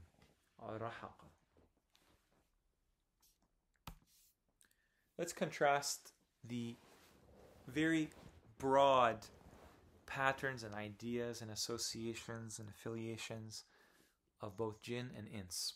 Okay, aside from the very obvious versions of what their traits are, let's look at the deepest possible level. Okay, and this is just a bit of word association. Jinn, the word jannana, junnatan, jannah. The word paradise is named after this. Jannata, jannat. It means concealment, hiding. This is their natural state. This is what Islamically the jinn are supposed to do. This is exactly what women represent in our world. However, the difference is that the women in our world are not jinn. But you can see that the keeping to yourself, passivity, that's something that represents this inward thing that human women are a sign of this. The nisa from the Quran, the ones that believe, their path is concealment. They conceal their sha'ar. They conceal their faruj, their mu'minat. They have all kinds of, they're 90% female anyway, just like the bees and the ants. However, the ins, all of the messengers, they're men, rijal, rajalun, sent to you. Because ins is outward, it's projecting something. It's not inward, it's a masculine energy. Both men and women that believe have this trait where they seek to understand. They don't internalize, they try to figure things out in front of them. When Musa says, I perceived a fire, he says, anastu, insiya. It's relating to things of perceptive ability. The opposite of cloaking things, covering things. Humans are exceptional. Humans are made to be this very...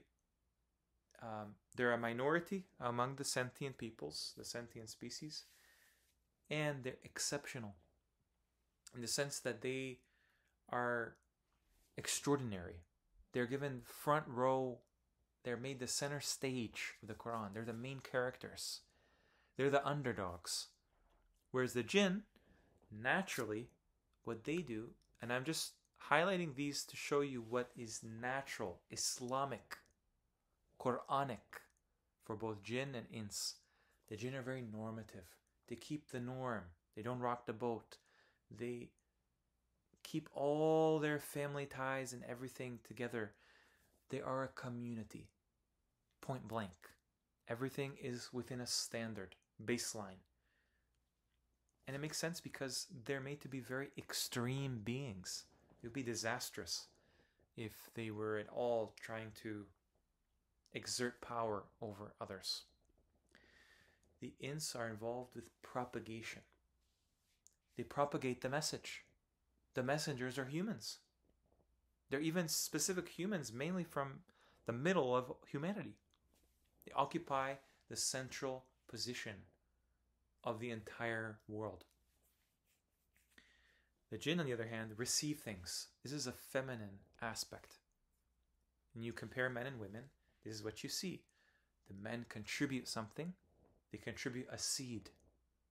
The women receive the seed, grow the seed, nourish the seed, birth it. You need both. And these two species show this difference. Kabbalah means reception. This is why the Kabbalah is conceived, as I'm going to show you later, from jinn.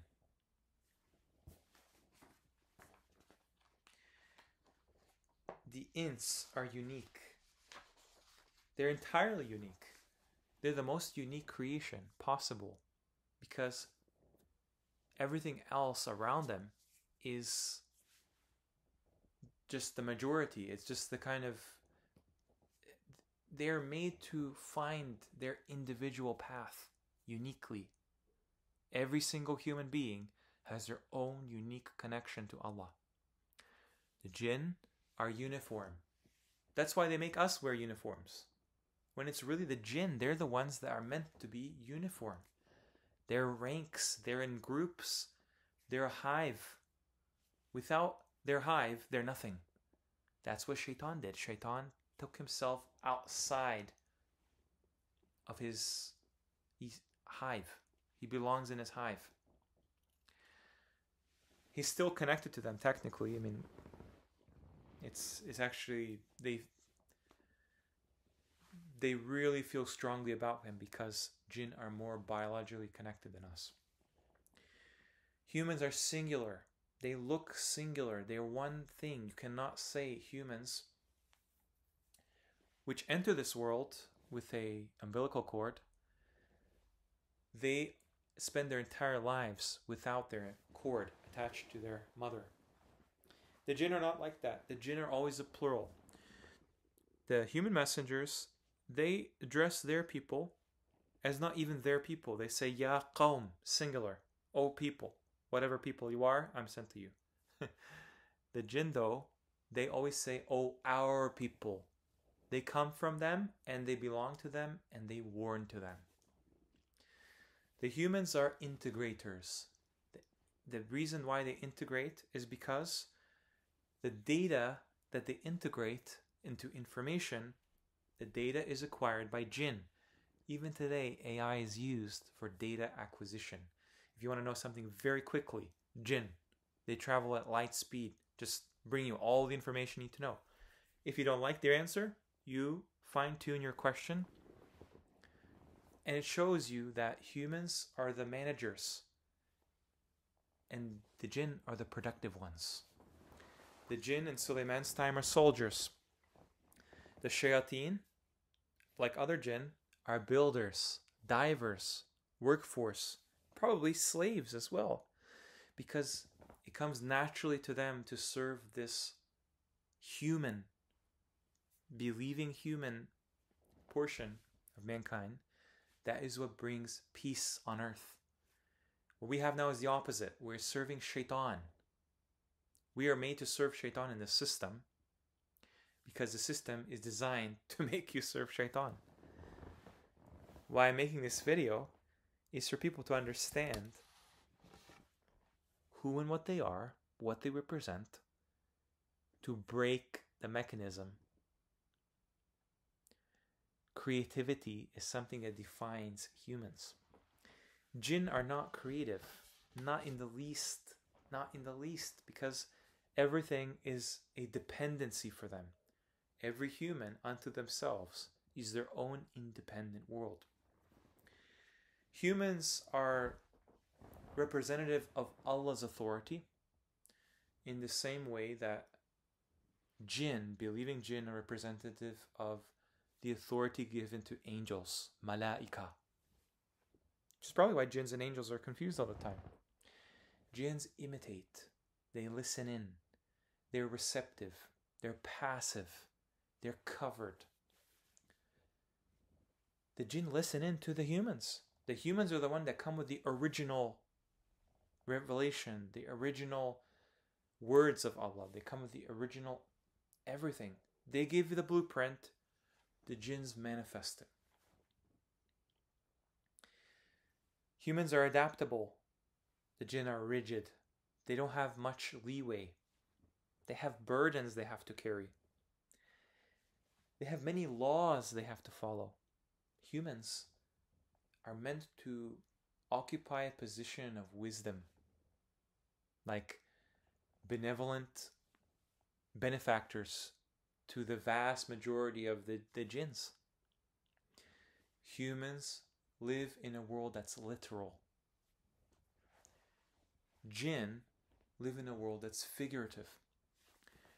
And you can imagine it this way because the poetry, shi'ra, is something that changes what's perceived of the unseen. Sha'r, hair. There's nothing really special to our hair whatsoever. There's no need to cover a human's hair. But for the jinn, it's something extremely important because their hair is actually very much alive. For humans, we read the Qur'an and we don't have access to the unseen like the jinn. So the only way we can understand the Qur'an is literally exactly as it's understood from the literal, simplified form. The jinns, they don't need to simplify things. Actually, it's more important that they elaborate, complicate things. That's how their networks are. They're like neurons. Their networks are defined by the whole scope of one idea, which makes them very good poets, which makes them very good at creating languages, makes them very good at approximating the truth. That's not to say that their world isn't literal, but if you live in the world of the unseen, it would be like a fairy tale. It would be like your imagination. That's like how it appears to us, because it's normal for them. Which brings me to how they exist in the world. What is the makeup, the spiritual and physical side of jinn and humans? This may sound a bit shocking, but bear with me. I want to show you that in both worlds, you have two kind of oversight, two overseers in the worlds, and that is Jibreel and Mikal. Notice that Jibreel comes first. You guys can look at these ayah numbers yourselves, but the basic thing I want to highlight is that Jibreel is responsible for humans. You can just look at those ayahs and think and contemplate why that is. Jibreel is associated with the ruh. This is related to life. Isa was supported by the ruh. was supported by the ruh. He brought things to life. He cured things that were diseases. He corrected people. He gave people vision that were blind. The reason that is the case is because the ruh is associated with life, restoring, undoing corruption. He never killed anyone. However, death is on the other side associated with darkness and the moon. Mikal doesn't have the quality, he doesn't represent the quality parts of the universe, but rather the quantity. Mikal is not associated with the revelation and the word and the scripture. At least not as much as Jibreel openly is. Jibreel is the one that sent down the Qur'an on the heart of Muhammad. So what does Mikal mean?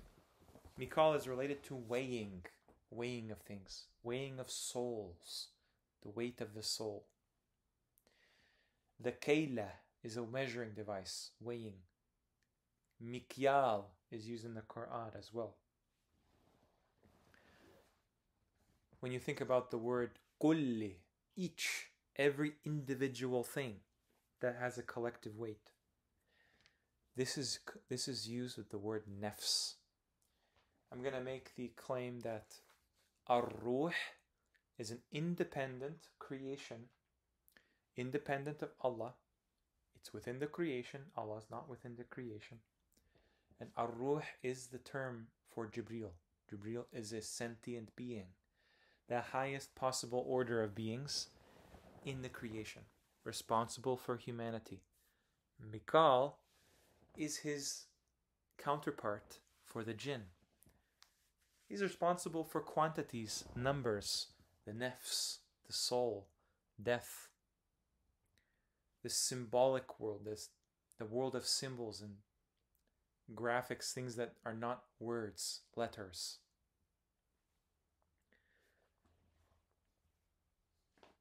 This could be also represented with Jibreel representing light, Mikal representing sound. What's interesting about the idea of malaika, ins, jinn, and dabba. Dabba are creatures. You can look through the Qur'an and find that dabba is something that is connected to the ground, like a creature that walks or crawls on the ground. The Jan, or a member of the jinn, is contrasted with this particular type of creature, namely a snake. The jinn are subjected because, compared to humanity, they are contrasted and they're compared with creatures like snakes, the Jan, like a Jan, what Musa's staff became, a hayyatun, a snake, a serpent. However, the ins are a bashar. Bashar means something that is in this human template, a human being, has a skin.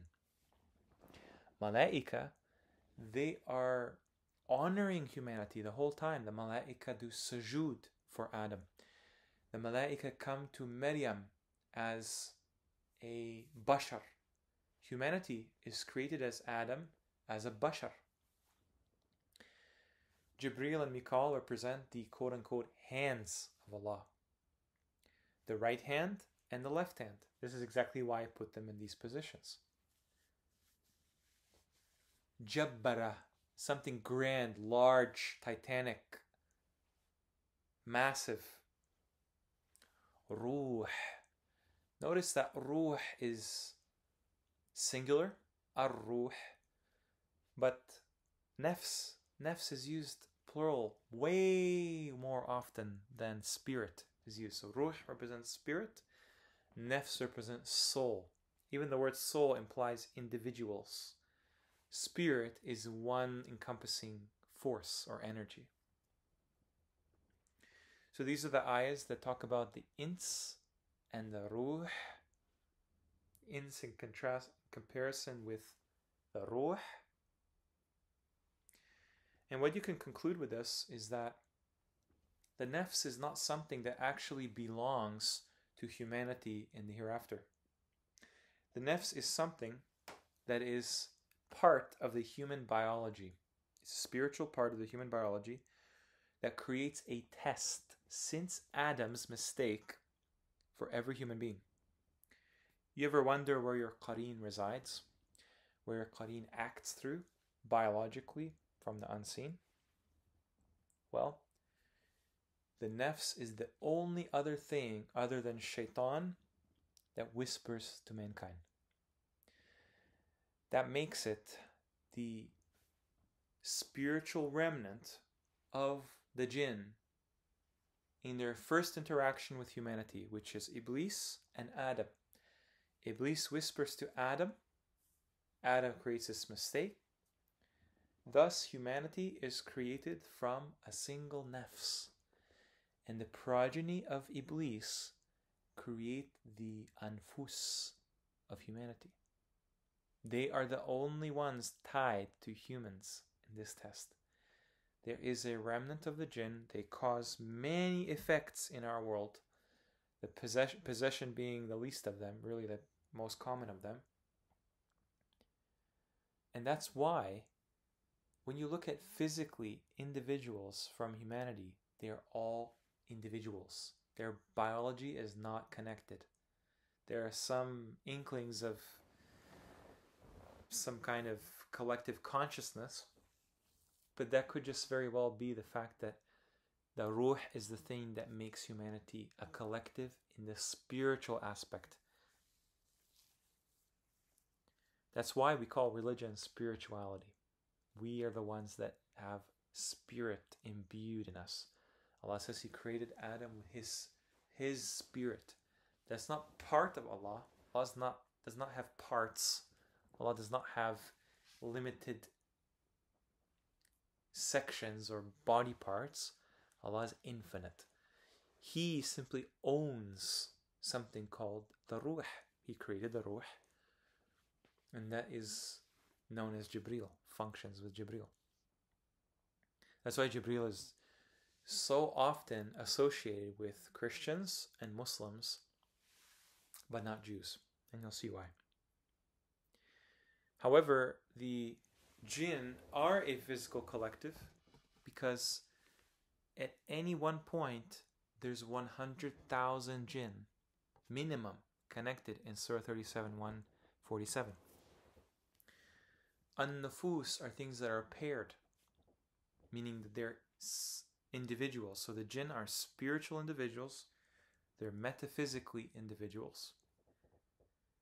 Meaning, I'm not sure how, but they do have some kind of biology, but their biology is what's collective about them. They're a hive. Al-anfus, an-nafs. Just look at what those ayahs suggest about the nafs, what they're associated with.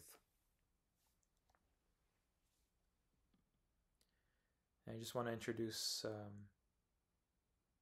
this idea. Whoever is an enemy to Allah and His angels and His messengers and Jibreel wa Mikala. So they're put as a special category in the creation. The hands of Allah seated on the right and the left, the south and the north. If you go to 1649, and to Allah prostrates whatever is in the heavens and whatever is on the earth, the creatures and the angels. The malaika and the dabba are the ones that are related as no free will. And those in between them, jinn and ins, have free will. This is their counterpart. If you go to 50:16,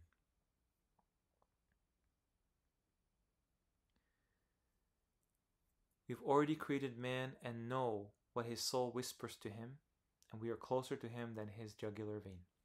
Your nafs is essentially something that mimics you. That's why nafs literally in Arabic means sameness, nafsiyya, your ego, something that pretends to be you. So that's why it's completely quantitative.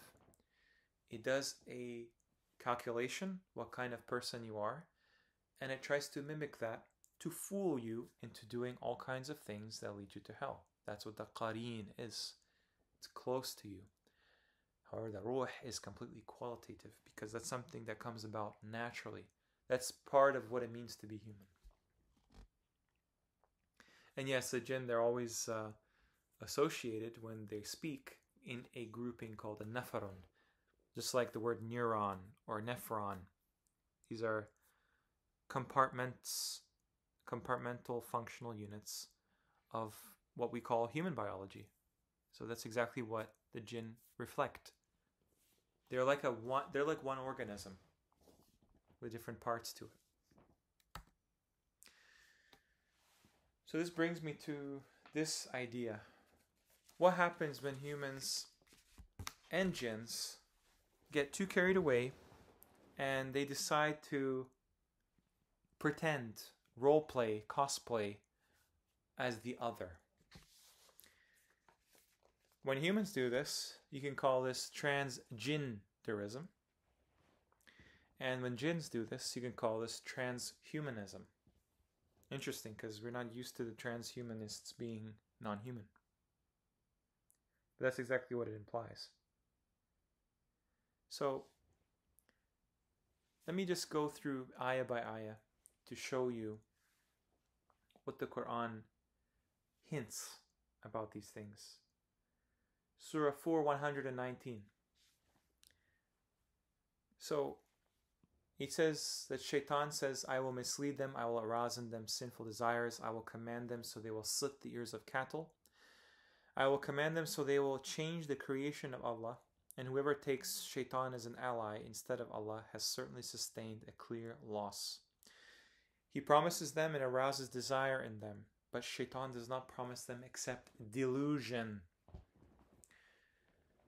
Out of all the superstitious rituals, impractical clothing, body modifications, uniformity, hive mind displays, absence of any beauty that insan is created with, illusory performative diversity, not actual diversity, diversity that is subjective, outward displays of quote-unquote piety and inherited doctrines.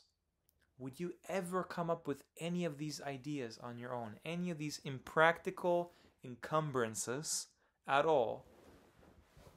Even to symbolize something from the unseen? No, you would not. These ideas, these rituals, there's so many. Our world is defined by them. Come from those that taught us these things. They are a product of us pretending to be jinn. The jinn are the ones that are just made to be subjected, made to do all of these things in a way that works for them, in a way that works for their world, works for their societies. For us, this has no value to us because we do not have this world that they do. We do not have the role that they do. We do not have the biology that they do. So they teach us all kinds of things, unfortunately, to subvert our cultures, subvert our divinely created forms and function in the world. Which brings me to 30:30. And this is connected to Surah Rum. Surah Rum talks about humans. Those who wrong follow their desires without knowledge. Who can guide one whom Allah has sent astray? And for them there are no helpers. So, direct your face toward the religion. Hanifan. فطرة الله التي فطر الناس عليها لا تبديل لخلق الله ذلك الدين القيم ولكن أكثر الناس لا يعلمون. No change should there be in Allah's creation. No change. You are Allah's creation. You, your body, your intelligence, your predispositions, your consciousness, that's all Allah's creation. No change within it. is constantly trying to make you pretend like you're not this, defiling not just your body, but your psyche, defile your entire identity of who you are. The same goes for the jinn. So in the Quran, it's very clear that Shaitan is not an angel. He's not from the Malaika. And you have something known as Sunnat al-Awwaleen, Sunnat al-Awwaleen, throughout the Quran. Say those who disbelieved, if they cease, what has previously occurred will be forgiven them. But if they return, then the Sunnat al-Awwaleen has already taken place.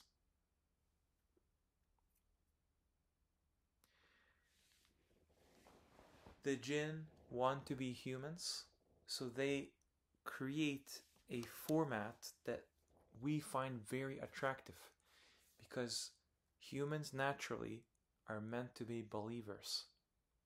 They are. They are meant to be, given that the malaika, the angels, are the ones that are actually their allies in the worldly life. They are, like I showed before here, related to angels more than once in their forms, in their authority on the earth.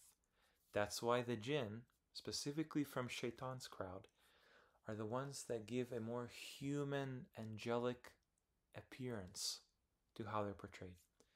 Angelic mimicry, claiming divinity as if being the God's sons or daughters or sons of God, claiming human blood lineage. That's done actually in many cultures, that they're offspring of the gods, the descended from the gods. And obviously this perfectionism that humans could never possibly attain in this life, the jinn can pretend to be that. Something that's interesting is that Shaitan is convinced that he can change the creation of Allah. Perhaps he does succeed in some ways, even though it's not really him that's responsible. He simply creates the inception of the idea. But maybe from his world, change is very, very easy to do. Perhaps that's probably where he gets the idea from. Again, superimposing what works for jinn and putting it on humans, so that those jinn that do this for us can then take the birthright of humans, as if that will help them in any way. So in many ayahs, Shaitan is completely isolated as being completely separate from the Malaika. That's why it says all of them prostrated entirely. Next ayah says, except Iblis. He's never was part of that to begin with. It's a very hard line. That's why the Indian gods are shown as blue, with a trident, just like the Christian devil, with snakes.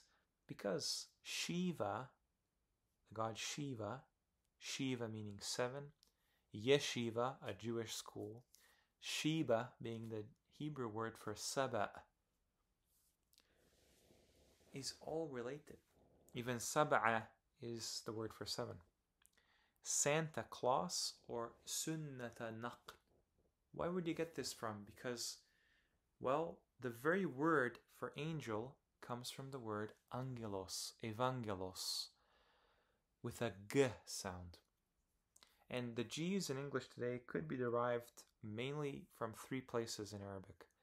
Ghain, Qaf, or Jim, because Jim is pronounced as a g in Egyptian.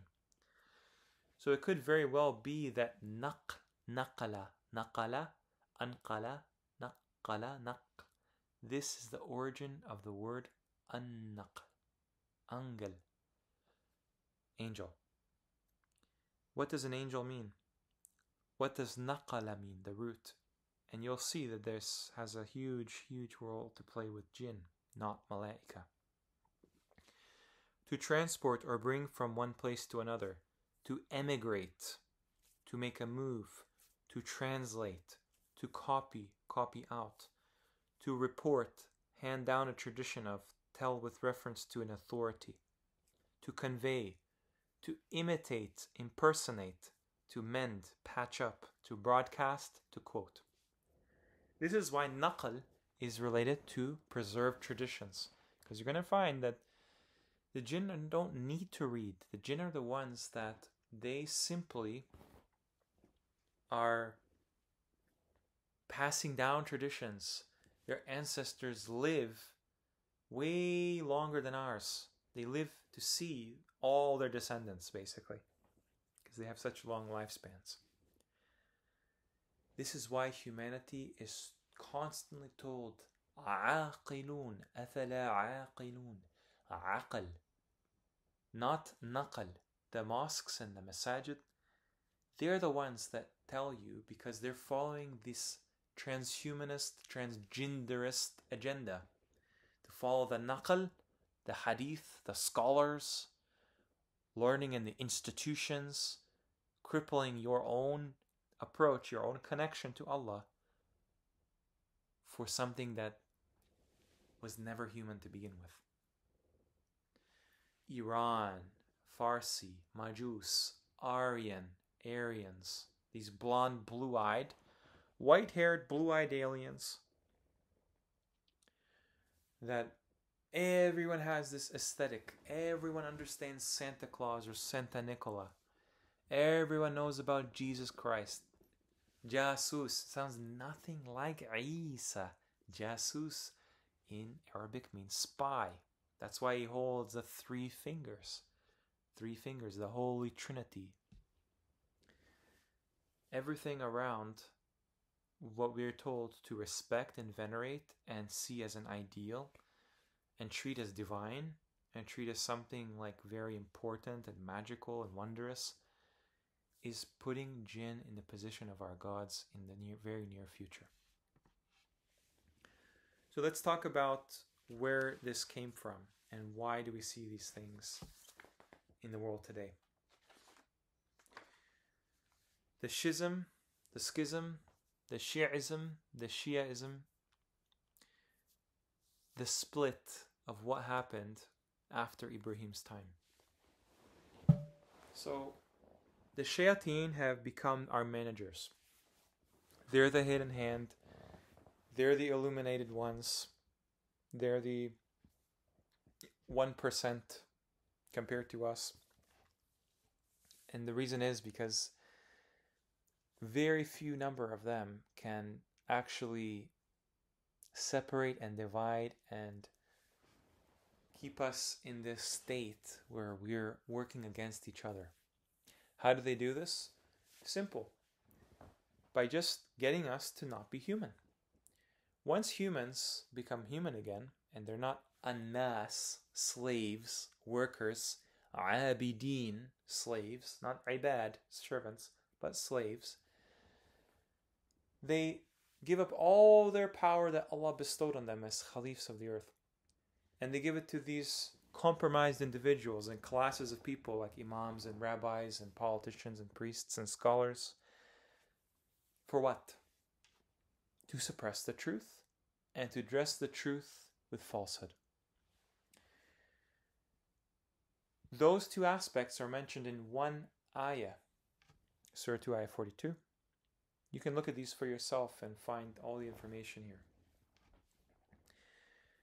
Qabala comes from Qabil Iblis. The awwalin, the former peoples, the former ones, the jinn, they came before us. Qabl means before. Qabil means tribe. Qibla, they promote a qibla, which is wrong. And that's why of the 3 monotheist traditions, what we call them today, they don't even represent what they claim to be. They're not even found in the Quran as such. Judaism represents the amalgam, where you find both of these Gnostic and Hermetic aspects of normative Islam and Christianity, respectively, in Qabbala. Qabbala, the Al-Yahud wa Nasara, Kabbalah, Qawm Ibrahim. Ibrahim in Surah 60, he tells his people, there has appeared enmity and hatred between us forever. Allah says the same exact thing to the Yahud. We've made between them hatred and enmity. He says the same thing to the ones who say they're Nasara. Hatred and enmity. Why? Because the Nasara and the Yahud are likely offshoots, divided parts of Ibrahim's people. That's why Ibrahim's people had gods, and they killed people for taking other gods, even Allah, taking, I should say, Allah as their Lord instead of Fir'aun as their God. Just like the Fir'aun just kills anybody who defies his commands or takes anyone other than him as their God. Gnosticism essentially it creates a disdain of humanity. That's why the monks are part of this group, what are called monks in the Quran, whatever they are. They encourage something that's related today as monasticism, to subjugate humans to austere conditions, to be bottom like animals. This is why monasticism was invented, is to hide the history in those parts of the world, mainly the East, of largely a culture of zina, a history of fornication, debauchery, idolatry, and adultery. This is why they created these cults around monasticism in Hinduism, Buddhism, Orthodox Christianity, Catholicism, Sufism. All have asceticism, Gnosticism. They create objects, they venerate objects and shrines, things in the physical world. The creation itself becomes their gods. Pantheism, they see God in everything. God is not separate from the creation for them. They see the physical world as evil and the spiritual world as good. They see God as some kind of a monistic being, as if he is part of everything and each part and the sum of the parts. This is very common in Hinduism. They are objectively claimed as magicians and liars. This is why Fir'aun had to summon the magicians, because they live pretty much the opposite end of the world for him. And these magicians, they use jinn, and they gain the ability to use jinn for their whims, because they sacrifice their hereafter. They do all kinds of shirk, idolatry, to gain access to the powers that these jinn, the privileges these jinn give, shayateen. They're also liars, because here the point is to essentially dress the truth with falsehood. Right? Magic is like fake ayahs, fake miracles. It's false, it's a deception, it's a trick. Lying is trying to rationalize something that's untrue, and these things are connected. These things, like, they're connected to this idea. The greatest lie and falsehood possible is to make anything just something you serve other than Allah, the one that created everything. Hermeticists, they show humans as being very exceptional and divine, which is really the main thing, that humans are divine themselves. And the word hermetic means to suppress things, suppress the truth. Things are created as symbols to hide what it actually is in the surface. This is why they're claimed to be possessed and poets. Possessed because, I mean, essentially, the soothsaying and a lot of the kind of things you would imagine as prophets of God, cults, psychedelics, things that alter your state of consciousness. These things are heavily promoted in this part of the world. Christianity in of itself is based on the whole point that God resides within you. Not that you are a part of God. God is within you. And encourage to summon the Holy Spirit as if it's some kind of part of God. Poetry refers to the fact that all the jargon that's created for us in our institutions and schools and what we know about the world is actually true at some kernel of truth to these things that we see projected in the world.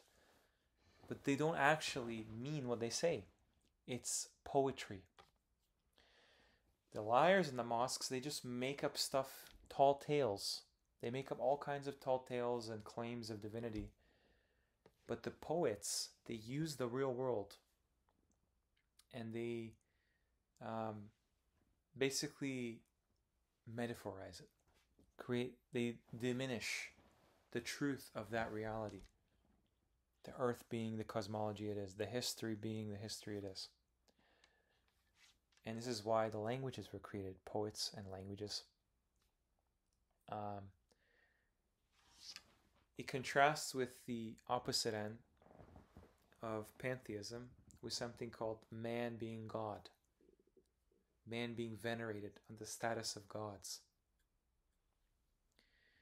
Worshipping man, like Fir'aun was worshipped. Monolatry, having an idol, a limited temporary God that's one, only one out of many. This is actually what the Bible promotes as well. These people tend to anthropomorphize God completely. While the pantheists, they tend to metaphorize God. They tend to metaphorize Allah and give him attributes of the creation as if he is the creation. Nothing existed before him. Whereas Christianity and whatnot, especially Christianity, gives him aspects of he being actually a human and being no contradiction with that. So Kabbalah molds and mixes these things. It's the source of these things because it's not like Judaism, normative Islam, and Christianity have been here since the dawn of time. But they're just remnants of something that has existed, that they only tell us these as their terms today. What we can see is Qawm Ibrahim, Qawm Fir'aun, Qawm As-Samiri. So either side claims the other faction does the opposite, or does basically the opposite of what they do. So when the messengers came to them, to any one of those two sides, they would just assume they came from the opposite side. The claim that you usually see is one of two errors in humanity, which is Yahweh. Yah means myself in Slavic. Yah means yes, affirmative in Germanic. And they call this the I am. This is what Yahweh means in Arabic. Yahweh means he desires. Hawa, I am. What their souls desire. Anfusahum, ahwahum, their desires. They followed their desires. Ahwahum. It's not symbolic, it's not poetic. The Qur'an has no poetry in it. The other faction, they have gods, and they create the illusion that these gods are unified. And I'm going to explain exactly how that works. In the Bible, you have Elohim. In the Quran, you have Alihat. Alihat. These are always seen in plural. Ilaha could be one of those Alihat. Like Fir'aun was one of those Alihat. In Islam today, we have this term called Tawheed. And I just want to make sure that people are not on the assumption that Tawheed is actually not in the Quran anywhere. In that word, it's never in the Quran. Tawheed actually means to unite, to make many one. Tawheed. It doesn't mean one. Ahad means one. Wahid means one of many. Ahad means one. But what happens in the other languages is they create the same deception. In Hebrew, it's achad, achad, which really in Hebrew means united, unified. Khoda is the word for God in Persian. There's a lot of similarities between Judaism, Hebrew, and Persian. Khoda means unified as well. It's related to achad. God is not unified. He's not a trinity. He's not a hive mind of three jinn. It's not a tawheed, a coming together. This is why tawahud is the Arabic word for autism. Mainly because there's no autonomy in the person's social actions. It's something that is a sign of the unseen. It's not to suggest that people with autism have anything wrong with them in any sense. This is something that is constantly reminding us of Allah's supremacy over everything. Actually, we'll probably talk about that in another presentation, inshallah, the purpose of that. But for the purposes of this presentation, you should understand that you cannot be created by nothing, and you cannot be your own creator. This is the problem with Kabbalah. Kabbalah cannot even pronounce the name of God because it's essentially like, he who must not be named, the Dark Lord. That's what's actually worshipped, the sim or poison. Hashem, there's no sin in Hebrew, it's just sheen, to hide what it is. Ein Sof, the great nothingness, came from nothing. The idea is that you cannot have a unified group of beings pretend to be Allah, nor can you have any singular part of the creation be Allah, nor the creation entirely, nor nothing. They cannot be created by nothing, nor can they be their own creators. It encompasses all the problems that people see. Because the Gnostics see the creation as their God, as the God presiding in the creation over the creation, nothing beyond that. And the other side sees themselves as gods, creating reality with their thoughts. So that brings us to the history. So let's just compare some of the history that we're taught and just look at the etymology and what it seems to showcase about who we're taught to be and why is this knowledge not actually shared and contemplated over to really examine who we are as a people, what it is for us to be humans.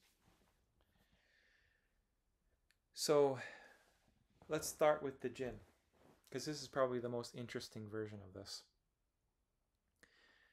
The word Persia in Arabic is Fars. Farasa, it's Arabic word for Persia. F and P are interchangeable in Hebrew, in many languages.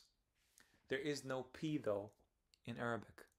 So Paris could be Baris or Faris, like Persia.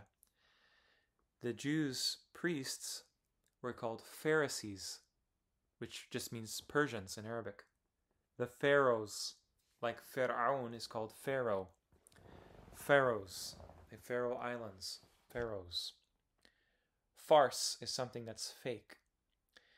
And 1764 in the Qur'an says, "Incite whoever you can among them with your voice and assault them with your horses and foot soldiers." Shaitan actually has cavalry in the Qur'an. Khaylika. And this is the word that means cavalry or horsemen or horses in Arabic. Firas, Faris, that means knights, horsemen, horseback, cavalry. It's related to jinn. Then we go to Spain. This is why obviously all the hadith writers are Persians. This is why Persia was seen as the enemy of the Muslims in our history. This is why Isfahan is called half of the world, because Isfahan is not a place on our maps, and Isfahan really is something we've never been to. This is why Persia has a strong history with Judaism. The Persian Jews, Bukhari Jews. And Bukhari, I've mentioned before, is related to aspects of the jinn being like steam and vapor. Spain comes, the old word for Spain is actually Iberia, or Hebrew. Ibri, which is a distortion of Arabi. Hebrew could very well come from the word Ibrim, Abarim, without ha. But I think the ha is there to show you that ahbar, the rabbis, that was taken as lords, Rabbi, in Hebrew. The teachers, they dress in black, Hibr, meaning ink, Hibar, meaning squid, again, aquatic in nature. Sepharad, what does that mean? Sepharad, that doesn't mean books, doesn't mean learned Jews. The learned Jews are traveling. They travel and they carry the Taurat because they're the Hadu, alladina Hadu in the Quran, Asfar, the people of Saba, Asfarina. Hispania is how you say Spain, Espania, Isfahania. The P can be an F, Isfahania, Isfania. Isfahan is where the followers, 70,000 of them, Jews, follow Dajjal in Hadith. Dajjal is a shaitanic type of villain in the Hadith eschatology. The Jews are called Jews, even though in Hebrew it's called Yehudim, Yehud. That would make more sense, actually, because Yehud are from Annas. They're a portion of humans. But Jews, it comes from Arabic, majus, tajassus, jassasa, the beast of the earth, the devil. Jasus, the spy. Jesus is a Jew. This is how you know the Jesus Christ figure in the Bible is an apparition. He's a type of jinn. He's a very prominent jinn. He's called the Son of God. God in the Bible is Shaitan. And this is in 49:12, describing cannibalism and spying. Africa, fariqan from Saba. Saba is put in Africa today. Afarit, I mentioned Afar was the old name. There's a tribe in Sudan called Afar. Carthage, in Carthaginian, these are the Phoenicians. Carthaginian was made famous by a individual called Hannibal, like Ahmad ibn Hanbal. And they say his name is Barqa. Barqa is where Barcelona in Spain gets its name as well. Carthage is named after Qaryat. That was the main city that fought Rome, that fought the humans. Qaryat. The southern jinn fought the northern humans of Rome. Ethiopia, the ones with darkened or blackened or burned skin. Is it because the people are jinns? They are fiery beings. Nothing to do with... I mean, you could imagine that today we represent in some aspect every single people today in the world. Some attributes resemble or represent the unseen of the jinn.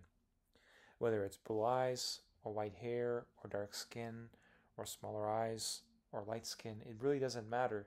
There's going to be some aspect there to clue you in to what's outside of this world that we live in. Sheba was what Ethiopia was called. Saba, Yemen. Yemen is related to Saba. The founder of Shiism, the one that split from the larger body of the Sunnat al-Awwaleen, Sunni, is called, his name was Abdullah ibn Saba. A Jew. Ibn Saba was a Jew. The Sabaean Arabs, had a Sabaean script which is unlike Arabic whatsoever in South Arabia. Nabateans, same thing. Nabateans means vegetarians. Saba, meaning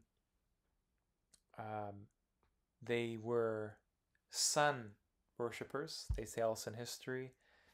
Then they were Jews that, burned Christians in a trench. They tell us in Islamic history. Then there were Abyssinian. Even the word Abyssinian relates to Saba, Bi'sa.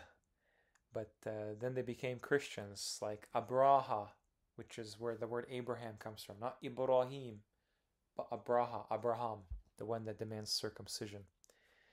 And you can look at those eyes yourself. China. China is probably one of the most interesting civilizations we have today, in all its forms in the modern times, what they tell us of history. Because the word Jinn, Zongwo, is showing you an entire linguistic system that has no basis for humans to even read.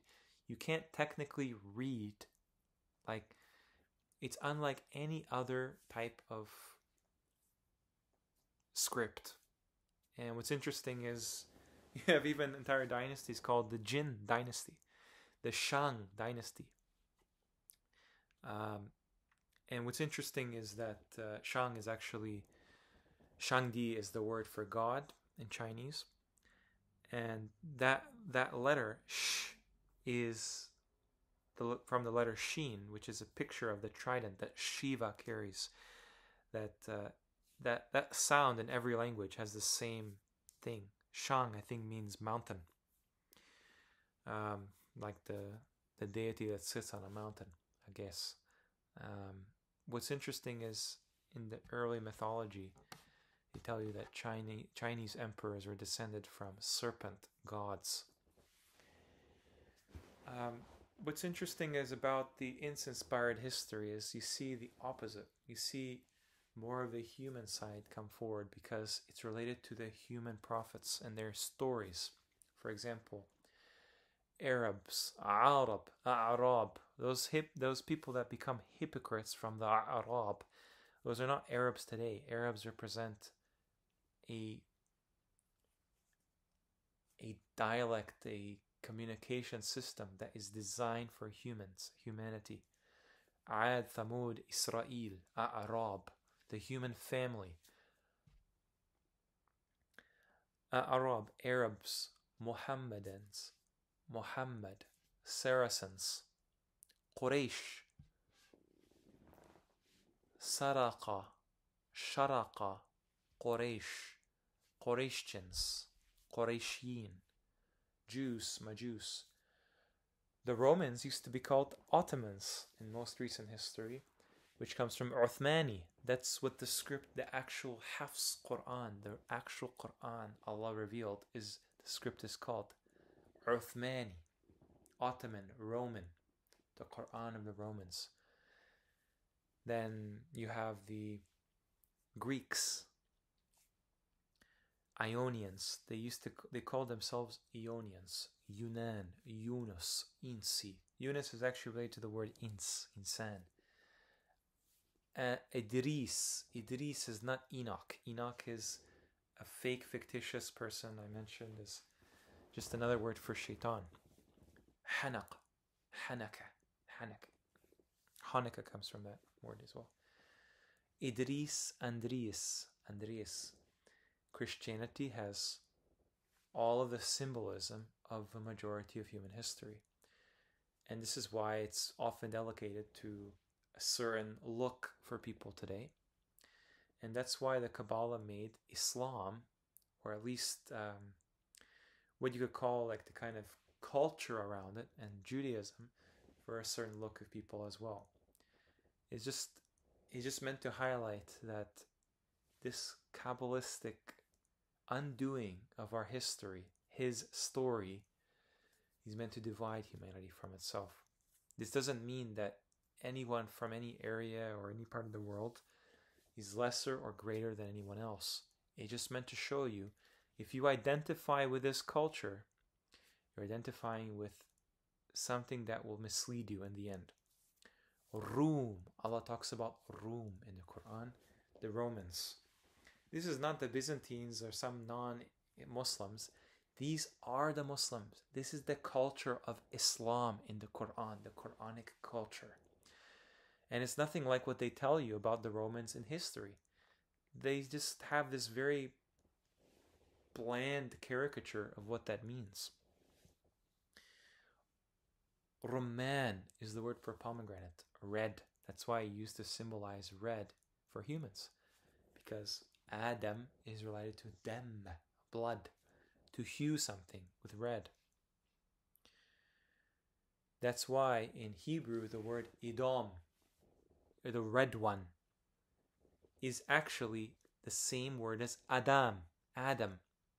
Adam is like Isa in the Qur'an, and Isa is phonetically the same as Hebrew Isa, the one that Edom comes from. Isa in the Hadith literature, or at least the tafsirs of the Quran and the history of Ibn Ishaq, as well as the Bible, it says that Isa represents Christianity. He's the one that's the founder of Rome, just like Ayub is the founder of Rome. Edom represents Rome in Kabbalah. Ismail represents the Muslims. The Muslims and the Romans are the same people. The Christianity thing is just a word for the vast majority of humans that would just be Nasara, helpers, partisans. Vikings were used to be called Vilkens, folk. This is why a lot of the Germanic languages are made to have much of the mythology, much of the, like, they basically put all of our history somewhat in the Mediterranean, somewhat in Europe and Eurasia. Why? Because it represents the middle between East and West. And when you look at Fulk, who was carried by the Fulk? Nuh, Bani Israel. Folk is something that represents your family. English, Anglo.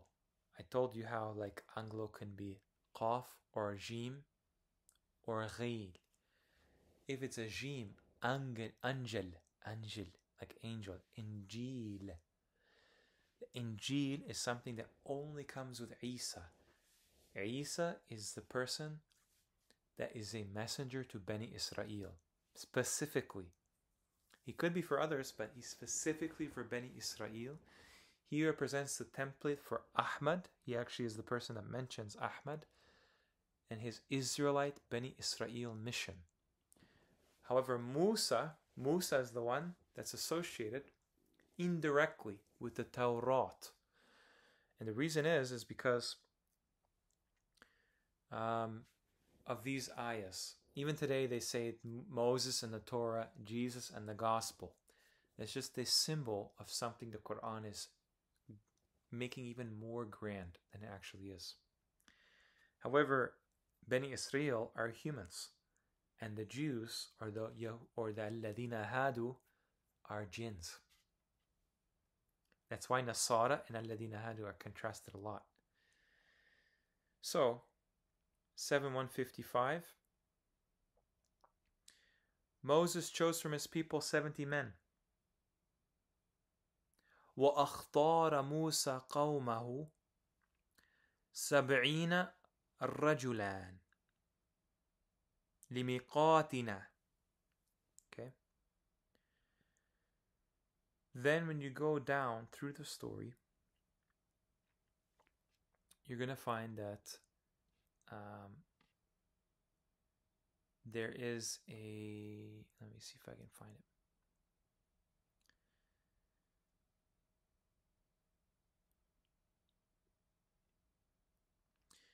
They say, وَأَكْتَبُوا لَنَا فِي هَذِهِ الدُّنْيَا حَسَنَةً وَفِي الْآخِرَةِ إِنَّا هُدْنَا إِلَيْكَ. Hudna is the only form of the verb hadu. Hadu, because it's related to Musa. Hudna.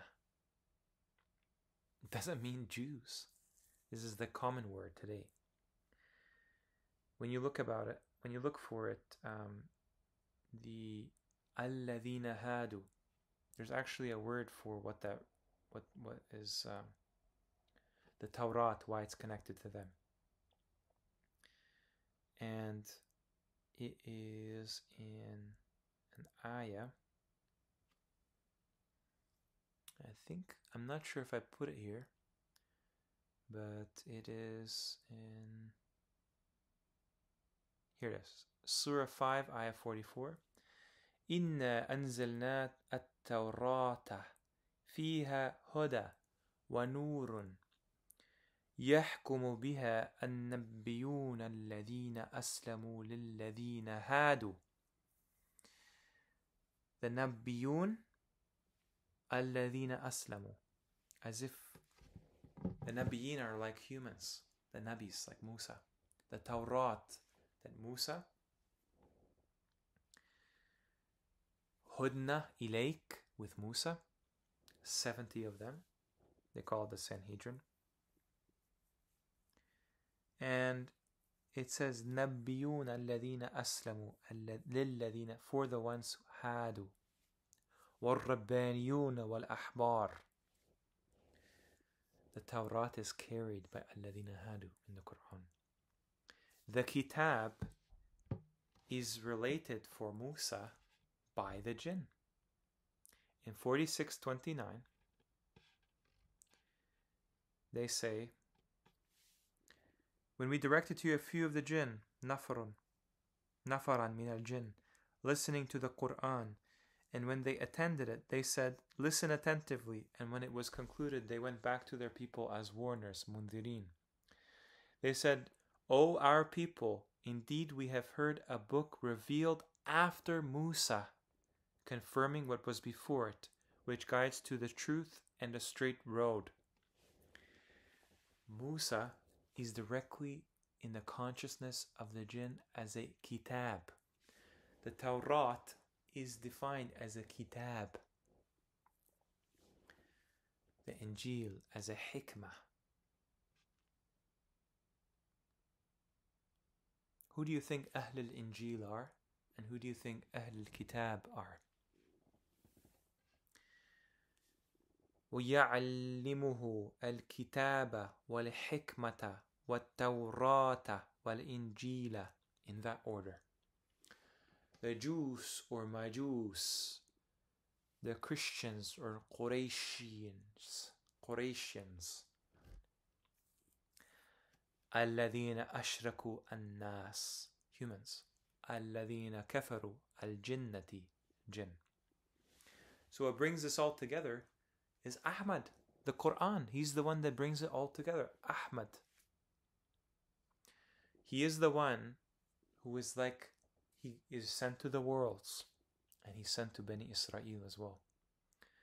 The believing jinn and the believing ins, the Muslims, entirely. This is why the word abara for Hebrews and araba is contrasted. You go to 96.5.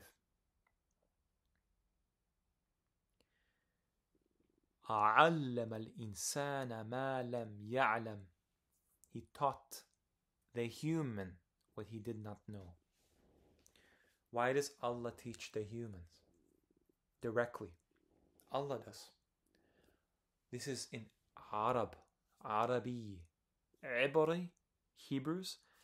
That word Ibra means to be taught something, instruction, learning in a classroom setting, formally, orally, crossing over, lessons, when you have a lesson in a classroom. That's what Ibrata means in the Quran, lessons. It's at odds with Araba, which is to make things clear for you, to deduce things for yourself. Allah created the universe with Araba, and from it transpires Abara, many lessons from Arabic. Ajam, Ajami. That word in the dictionary can mean foreign as well as Persians. Jama'a, ijma', consensus. When you have the word Ahl Sunnah wal Jama'a, what is that talking about? Yes, you have Sunnat Allah, for sure, but also Sunnat al-Awwaleen. Who are the Ajami? You can see 16:103. Look at those verses, what it means. Alladhi, the tongue they say is Persian, foreign. This is the basis of all of our non-Arabic languages. They're Ajami. They're for the Jama'ah, for the Jama'an. The prophets, Musa, Ahmad, Muhammad, they fought two hosts, two armies, two Jama'ahs. They're called Jama'an, the day the two armies met to fight the believers.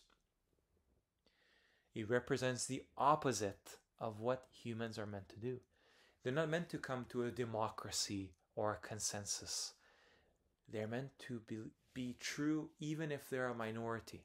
They're true to themselves. The jinn, though, they are a consensus. The more of them that there are, they tend to be right. The minority are in the wrong in the jinn world. It's opposite. Please have a look at those ayahs for yourself. Look at how the jinn and the humans are contrasted. A'rab, Ajameen. Who do you think were the Jews in Medina, asking the Nabi when he lived amongst them in Medina? Medina was all Jews. Why would they ask him to give them all kinds of... They had no belief. These are not humans. They are waiting for somebody that... you have to imagine, like, the more that you pay attention to these signs, use this as a guide, the Qur'an as a guide for your lens in the world, you will tend to see this. The Nasara and Yehuda from An-Nas, so they tend to be the ones that exemplify the jinn. The Nasara tend to be the ones that tend to be like more righteous jinn. This is what you see a lot in Islamic world today. The Christian world is incredibly bad because the Christian world are humans. They don't pretend to be really anything else. The Christians themselves are the slaves that take these jinns as gods. That's the problem.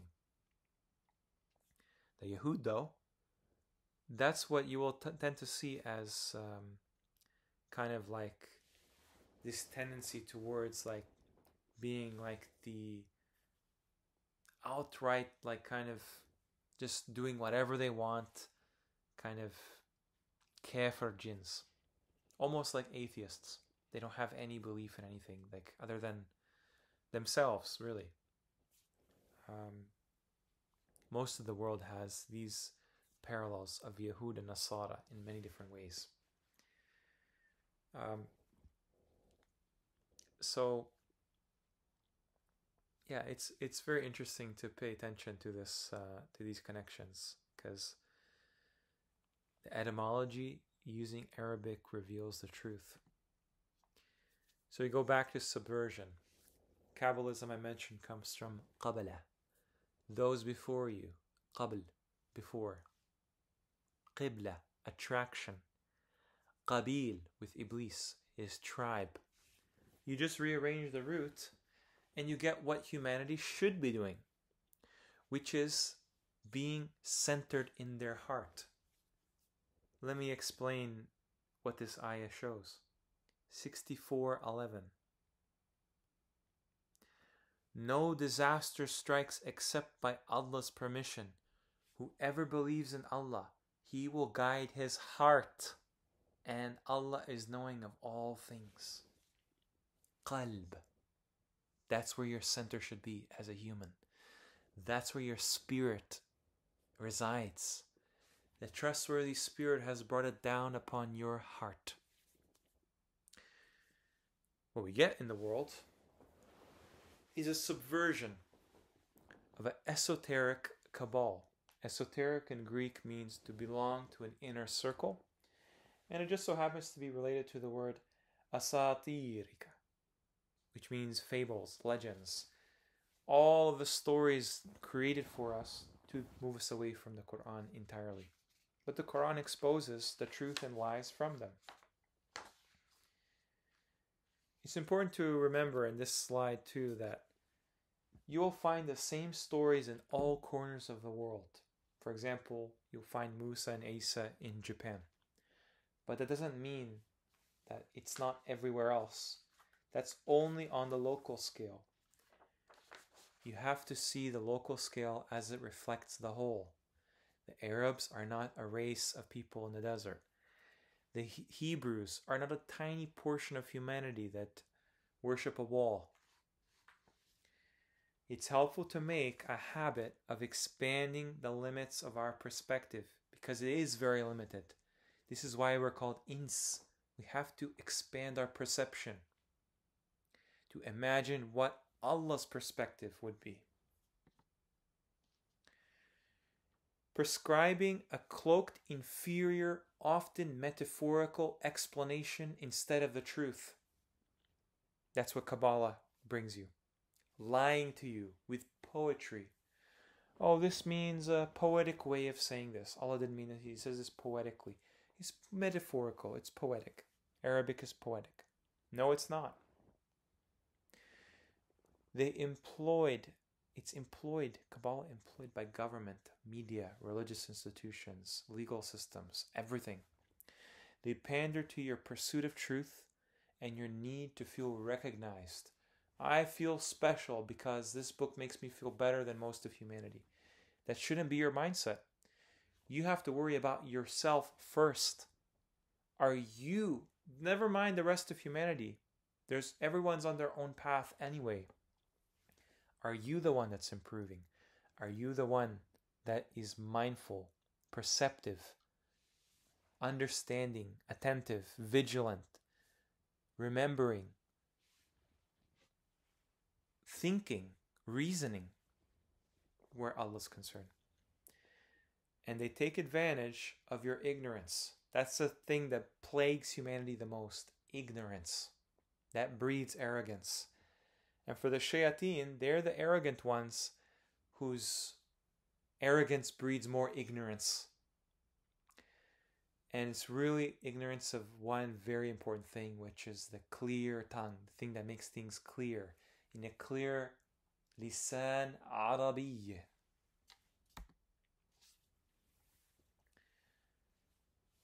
The subversion never ends. And I'm going to just give you some examples just so you can catch these in your daily life. Head coverings. These are just religious examples, just some of them. Head coverings. No one in the world can come to a clear consensus exactly why Allah designed our bodies to cover our hair and our heads, other than personal preference. Personal preference has no room in what matters to Allah, because at that point, that's something that you choose that really doesn't make a difference. It doesn't matter what kind of shoes you wear. It doesn't matter what kind of shirt you wear. What your clothing is like. I mean, at the very superficial element of it, doesn't matter where you're born. Things that really like define your era or define your location, you don't really have much control over that. A lot of it is personal preference. You don't need Allah to teach you how to clean yourself. It's like known. Like even a small child has this sense of cleanliness and filth. But Kabbalah is the one that tells you that uncovered hair creates a barrier to the divine light of Hashem, which nurtures the soul. I wonder why. Who is this Hashem? Is that really Allah? Really? Can you really say that honestly? Personal objects. They're worn or affixed to doorposts of homes, like a Jewish mezuzah.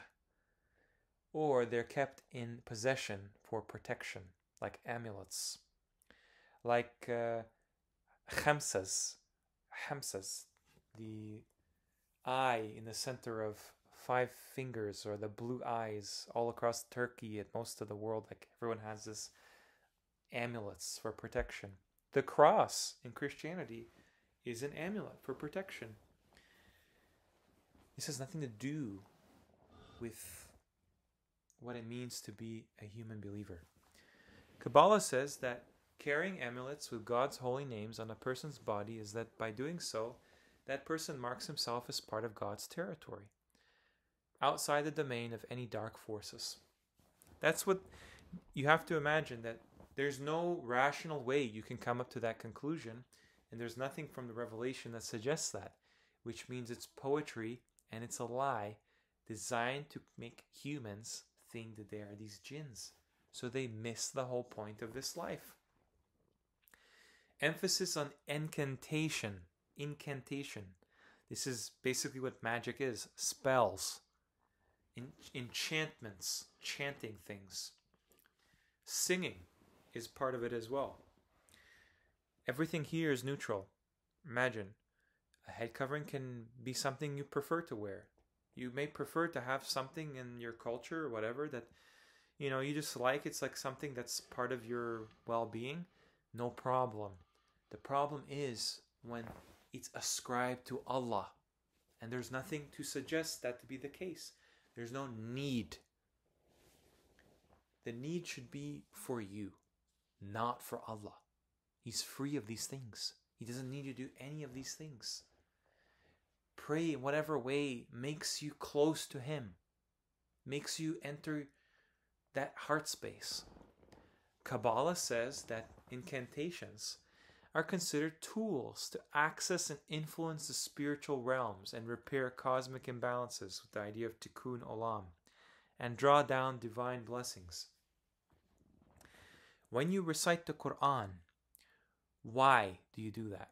Do you do that to get blessings and points, brownie points and hasanat and XP points?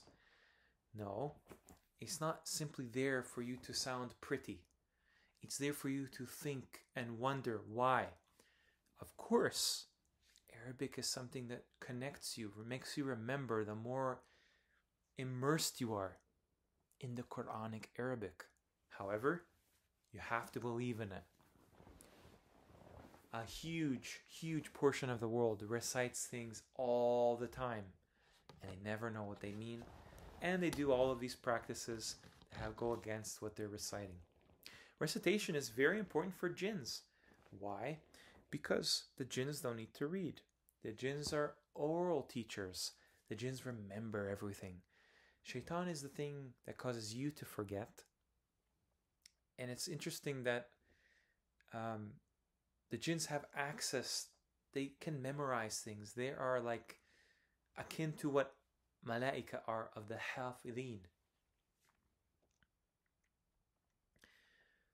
Personal objects or amulets, this is something that you would probably find very important in their world, in this kind of fantastical science fiction world, where the objects are imbued with actual forces. We don't have that in this world. It's all symbolic. In fact, it's just basically a cargo cult. You can look up what that term means. Remnant of something that used to exist before. That's why it doesn't make sense nowadays. And of course, purely symbolic rituals and reenactments. There would be no problem if the places that are seen as venerated and holy are actually those things. If they actually are, they repair your cells and repair your atoms and extend your lifespan, like Umrah appears to imply, then yeah, that would be something. But in Kabbalah, rituals and reenactments, meaning it's not the real thing, are powerful means of interacting with the divine, repairing cosmic imperfections and aligning the individual and collective soul with the ultimate purpose of creation. The Kabbalah is practiced by Jews today. Jews are probably the most important religion to study to see how humans subject themselves to live like jinns. Okay? So when they go to kiss a stone, an iron stone, this is something that is a ritual. Like if you think about satanic rituals that are used to summon demons, shayateen, how would they do that? Other than ascribing to Allah what has no power. Has no power with Allah whatsoever. That creates a vessel of shirk for you as a human. That's something you have to avoid in this life no matter what. Avoid shirk like the plague. It is a sickness. And when you ascribe these things to Allah, it actually damages you, actually makes you vulnerable to these predatory shayateen. And that's what we see in the world. It affects your entire disposition. Which brings me to the Bible. Oh, by the way, before I forget, the word kuffar, subverters, that underwrite and overthrow the order of what should be there. Just look at what subvert means, how the agents and intelligence agencies use subversion tactics, the media use subversion tactics. They're trying to mold you into something you're not. So people grow up being something they're not. Yukaffir. Allah does the same thing to them. Allah subverts the misdeeds of people as a mercy. These rituals that people perform hoping to obtain purity or cleansing from sin in this life, they are actually, ironically, the cause of the propagation of these very same sins they imagine they themselves are free or quote-unquote expiated from.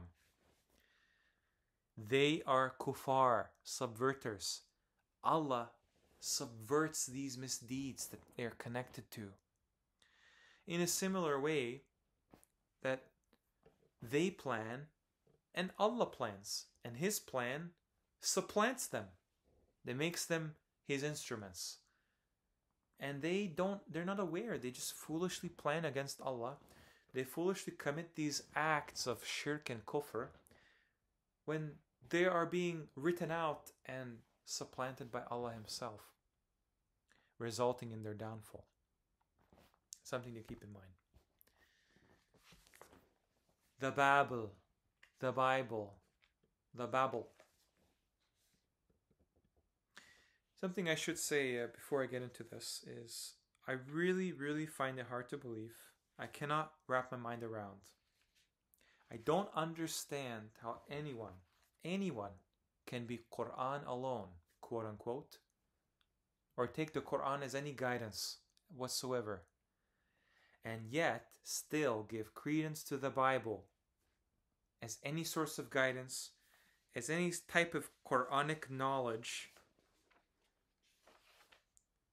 And the hypocrisy that so many people that are Qur'an alone, that validate any aspect of the Bible, they tend to reject hadith.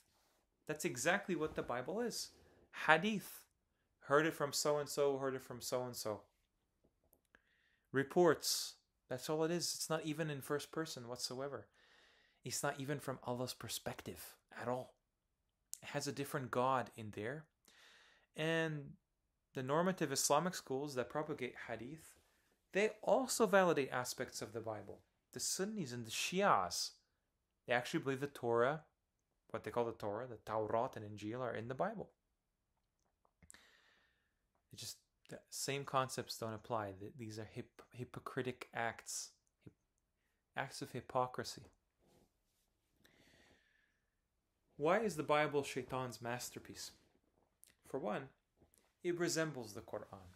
It tends to have this black and gold kind of medieval font and medieval type of way of speaking and patterns. And it's one exact book, and it has different books in it. It's actually a library, but it's really pretending to be one book with chapters in there. They're not chapters, they're books, full-on books. So, why is it Shaitan's masterpiece? It teaches that Allah is the moon deity Yahweh, Yahweh. That's a moon god. That's Shaitan, Yahweh. He desires. That's why this God demands innocent blood, child sacrifice, body mutilation, exhibits jealousy among other human emotions, etc. This is impossible in the Qur'an. It's completely against the Qur'an whatsoever. It teaches that Allah is plural as Elohim, which literally means gods or deities. Many times where it says the Lord or God, it actually has this word gods, deities. The Trinity is taken from this book. in the letters of Paul. The angels are taken as lords. The prophets call the angels lords. God repents in the Bible. God rests in the Bible. This is impossible with the actual creator, the author of the Qur'an. The angels are viewed similarly to contemptible claims about the Qur'anic jinn. The angels are seen as sons of God in Genesis. Shaitan is seen as a high angel or cherub or qarab. And the angels are rebelling against God because he has followers that have the same history in the Bible as the devil. Knowledge of the jinn is absent in the Bible, and it's simply simplified to devils and angels outside of humans. Most jinn in the Qur'an are Muslims. Without the Qur'an, we would have no knowledge of jinn whatsoever. And the shayateen were never angels in the Qur'an. The shayateen are jinn. They are a counterpart species to humanity. This is why I'm doing this presentation. The Bible is composed of a library of false books assumed as revealed by Allah, the creator of the heavens and the earth. At-Tawrat, not Torah. Al-Injil, not Gospel. Az-Zabur, not Psalms. The Bible slanders against imaginary caricatures of the messenger of Allah, whoever that is, all of the messengers that we know of. Jesus' crucifixion, Isa was not crucified. Solomon's and Aaron's idolatry, not Suleiman and Harun, whatever. They never did any of that. Lot's incest, not Lut is innocent of that. David's adultery, Dawood is innocent of this. The Bible is published in all of the foreign tongues other than Arabic. It was never an originally Arabic text, which is a problem because that is what Allah tells us that He needs to reveal it in. That is what He reveals it in for our benefit as human beings, for us to remember what we used to speak as a society, to speak as a collective mankind. These are Ajami tongues, created by the tongues of those very same shayateen, with sharp tongues. They lash at you. Hebrew, Aramaic, Greek, Latin, German, English, Chinese, Japanese, so on and so forth. These all have an origin not in divine signs, not in divine letters, but pictures. It's all based on pictorial communication from Paleo-Hebrew, Ancient Hebrew, Old Phoenician, and obviously the hieroglyphs of Egypt and kanji and Chinese characters. It teaches false principles of the hereafter and questionable morality. The Bible has a very little understanding in the Old Testament and Judaism about heaven. Paradise is constantly confused with heaven. Hell is seen as the only actual abode. It's actually not even recognized as eternal in Judaism even. The Bible constantly pits people against each other in the form of racial supremacism. We know in the Qur'an that Shaitan is the one that inspires racism, prejudice, discrimination in that sense. Eschatological soothsaying comes from the fact that the entire Bible is based around all kinds of end days prophecies and prophesying and soothsaying, which is always done in poetic form for people nowadays to retrospectively project this into the future when this could have already happened, and this is simply just a script for the powers that be to fool so much of mankind with a single paradigm, the Holy Bible. It provides the basis of the fabricated historical socio-religious world paradigm. This is really the worst part of it, as if the other parts were not bad enough. All of our religious texts, all of our geopolitics, all of our cultural identities etc. All of it hinges on the biblical narrative. Without the Bible, the Qur'an would be the focus for human study, for all of our cultures, for all of our languages. We would naturally go back to a position where the Qur'an would become the focus of our lives as human beings. The Bible has taken that position unrightfully because its authors are not humans. It is just propagated by humans because they need humans to propagate these things. So, what happens if we just put this moral correspondence overlaying us as humanity?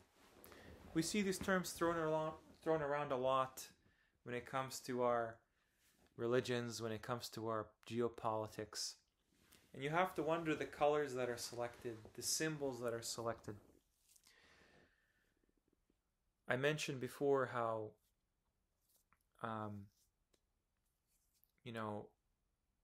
the geographic correspondence seems to show this, but also the same thing happens when we look at these terms today as they're defined. The Muslim people, they act so much for and pro the actual character of Isa in the Quran. The Islamic world is the only people in the world to actually pronounce Isa's name correctly because his name is Arabic. It's not Yeshua, it's not Joshua, it's not Jesus, it's not Yesu, it's not Yeshu or anything like that. Yehoshua. That's somebody else. That's a different person. They're the only ones that follow what his lifestyle even looked like in the mainstream fake history. They're the only ones that make it a point to provide all the ammunition for non-Muslims to hate Ahmad, the Prophet Muhammad, in the Hadith corpus. In the same way, the Christians, they venerate the destruction and crucifixion of this person that is identified with Isa in the Quran, called this person Jesus. They are the ones that drink his blood and eat his flesh in the form of bread. They have all the Quranic traditions and remnants from the Quran and Surah Yusuf. The crucifixion is seen as noble when in the Quran it's a punishment done by a tyrant against believers. These people are religiously, spiritually like the Yahud. They're the ones that say Osiris is Ibn Allah. The Nasara are the ones that say Al-Masih is Ibn Allah. Al-Masih is a word connected to Isa in the Quran.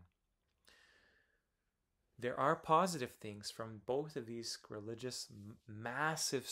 This is talking about over half of humanity for a reason, because they made these actual traditions, these terms, very, very large in their followers. Maybe it just happened to be that way as a sign to show something of the Quran's signs. But Muslims, that's something that's very positive in the Quran. Ibrahim, Muhammad, they identify themselves from Awwal al-Muslimeen, the Muslims. That includes jinn as well, but humans obviously are very much attached to that. Rum, Ar-Rum, the Christians have this Roman identity. That's something that comes with humans as well. Ar-Rum, the red ones. However, in the geography, like I mentioned, Ad, Qawm as-Samiri, Thamud, Qawm Fir'aun, you're going to see these parallels all the time. The Arab-Israeli thing is so interesting because, first of all, the color scheme really hints, because Palestine is related to the word for Balasa, Iblis, Balasit. However, Arab, which is usually what the Israelis call the Muslims, Arabs, they call them Arabs to deny them of the land, unrightfully. The Arabs their name suggests they're from Bani Adam, Arab. They're taught by Allah to read Arabi. The messenger to mankind read the Arabic Qur'an as a book. And what do? They split them into these various sects, and all kinds of different sects that would correlate with jinn. The believing jinn, the large body of jinn. There's way more Arabs than there are Israelis or Jews. That's why you have Sunnat al-Awwaleen, Sunnat al-Shi'at al-Awwaleen, As-Safa, Safat. That's related to ranks and groupings, like in a military. The Malaika have an analogous thing to these jinn. The believing jinn, they're like similar to Malaika in that way that they work as one. Israelis have this Bani Israel, Israelite. This is something that all of the messengers, practically all of them, have this title. This is related to humanity. Every person you know is from this group, Bani Israel. The people descended from a son of Adam called Israel. However, they cause all kinds of corruption in the world, rightfully so. They are taught in their schools because they're the ones that are meant in the Kabbalah, what is meant to be this way, to pretend to be these Saba'ite, Alladina Hadu, Majusi, Jews, Shaitan's culture. That's why this idea of synagogue of Satan is in the New Testament. That's why that star is associated with Saturn. It's also associated with cubes. It's like the idea behind Hebrew. Hibar, Ahbar as rabbis. Rabbis meaning lords in Arabic, but teachers in Hebrew. The very fact that Hebrew was adapted from Arabic tells you that this is how they have divided humanity from the solution. What's the solution? You as a human, whether you like it or not, have a heritage, and that heritage is what the Quran identifies you as. Bani Israel, Ar-Rum, Bani Adam, Muslim, Muslimin, Islam. And this all goes back to Ibrahim. He's the one that pioneered all of this. Millat Ibrahim Hanifan. Deen. Millat Hanifan ad-Deen al-Islam. Ibrahim. Muhammad. Ahmad. Mu'mineen. Mu'min. This encompasses everything good, and it leaves out all the bad. So Allah taught the human that which he did not know. He directly taught Adam, who we are all pieces of, that which he did not know. Because the Quran teaches you everything you could not find by logic outside of the revelation at all. Revelation is the independent variable for knowledge. That means, by logic, the Quranic knowledge is beyond your needs and desires. It's beyond your fashion preference. It's beyond your religious tourism. It's religious tourism meaning you just go and try out something as a tourist. You're pretending and living as how the other people in this culture, we don't understand what it means, but we just copy them. Copy and monkey see, monkey do. The Quranic knowledge is beyond your health and cleanliness. It's beyond your rituals. It's beyond your rites and ceremonies. Your health and cleanliness can be a suffering to you. It can be an OCD to you. It can be a mental illness for you if you get carried away, if you make it religious. Religiosity is related to OCD and rituals and Satanism and rites and ceremonies. Your holidays, the Quranic knowledge is beyond that. It's beyond your community obligations. It's beyond your political ideologies. If the Qur'an was in fact about all of these things, then the Qur'an would then also be about every little thing you do and say and think and act and everything. It would be about every single thing that exists. So take your pick. Do you want the huge burden of just seeing the entire world, your entire religion and everything you do? You can do that if you want. You can. You'd be less of a hypocrite.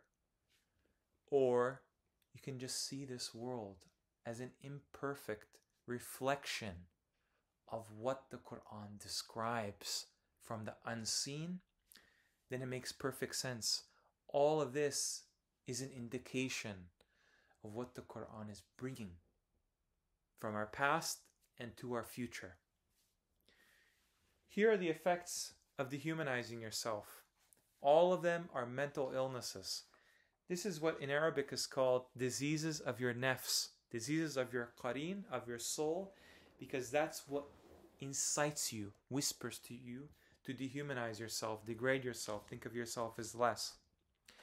OCD, obsessions, compulsions. There's no compulsion in the deen.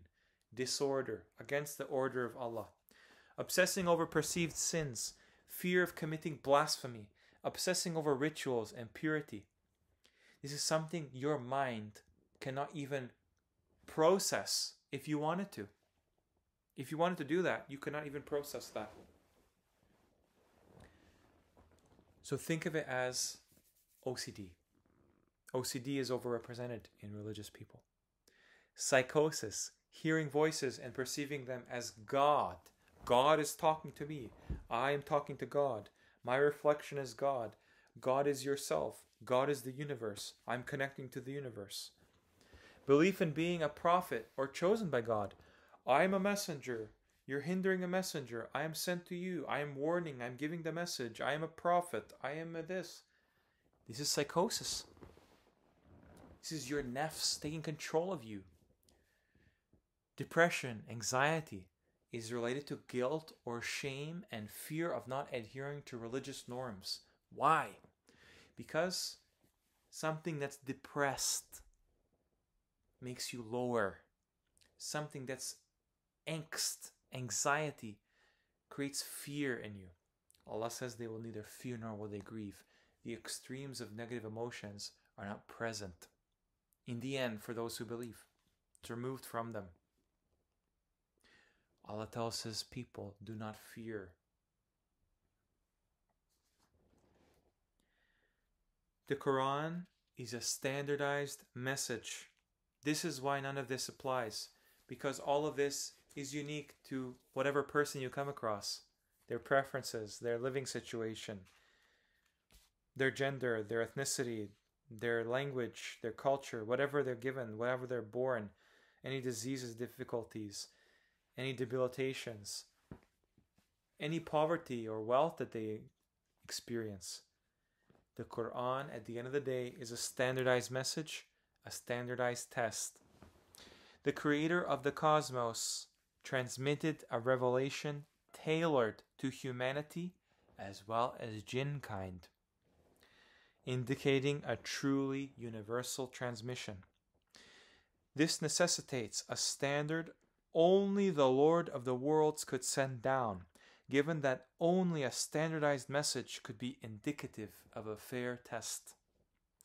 There is simply no room for cultural bias, regional exclusivity, personal preference, etc., holding any sway over Allah's perfected universal standard, as our inferred assumptions only limit the scope of Allah's infinite perspective regarding a message of eternal relevance. It's not stuck in the past. It's not restricted to Mecca and Saudi Arabia. It's beyond that. The religion is based on the Qur'an, which is an explicit revelation. No poetry. For a revelation to truly be a guidance for humanity, it should have at the very least clear, and concise instruction.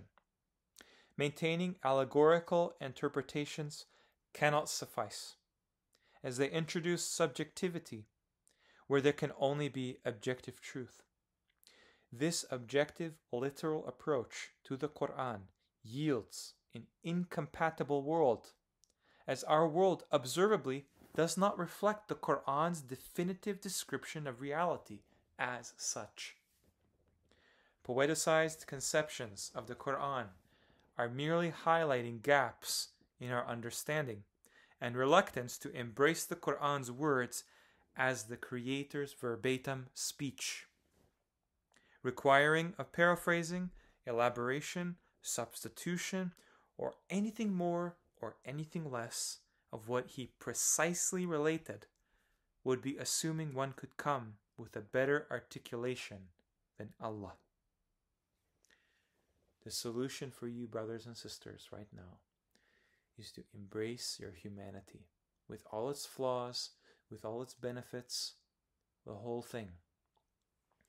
Otherwise, you will be reduced to something lower than cattle. Because the entire plot of Shaitan is to lead humanity to make the same mistake he made. The mistake he made was to be something other than what you're created to be. If you're a woman, embrace that. If you're a man, embrace that.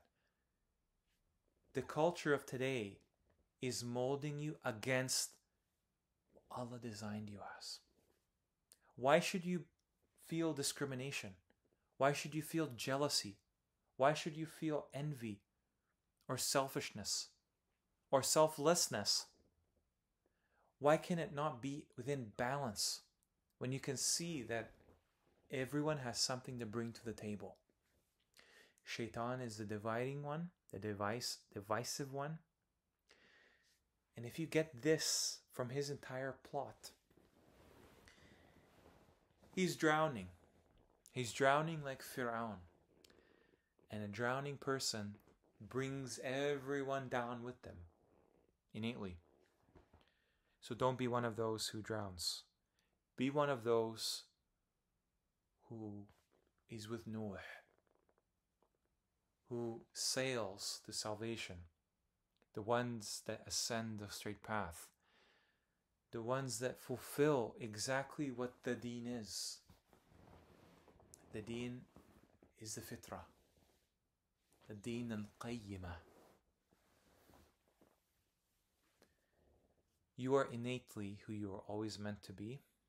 That doesn't mean there's nothing to improve. That doesn't mean that you're perfect. That doesn't mean you're the worst. It just means you're human. And you shouldn't ever aspire to be anything beyond that or anything less than that. Thank you so much for listening to this presentation.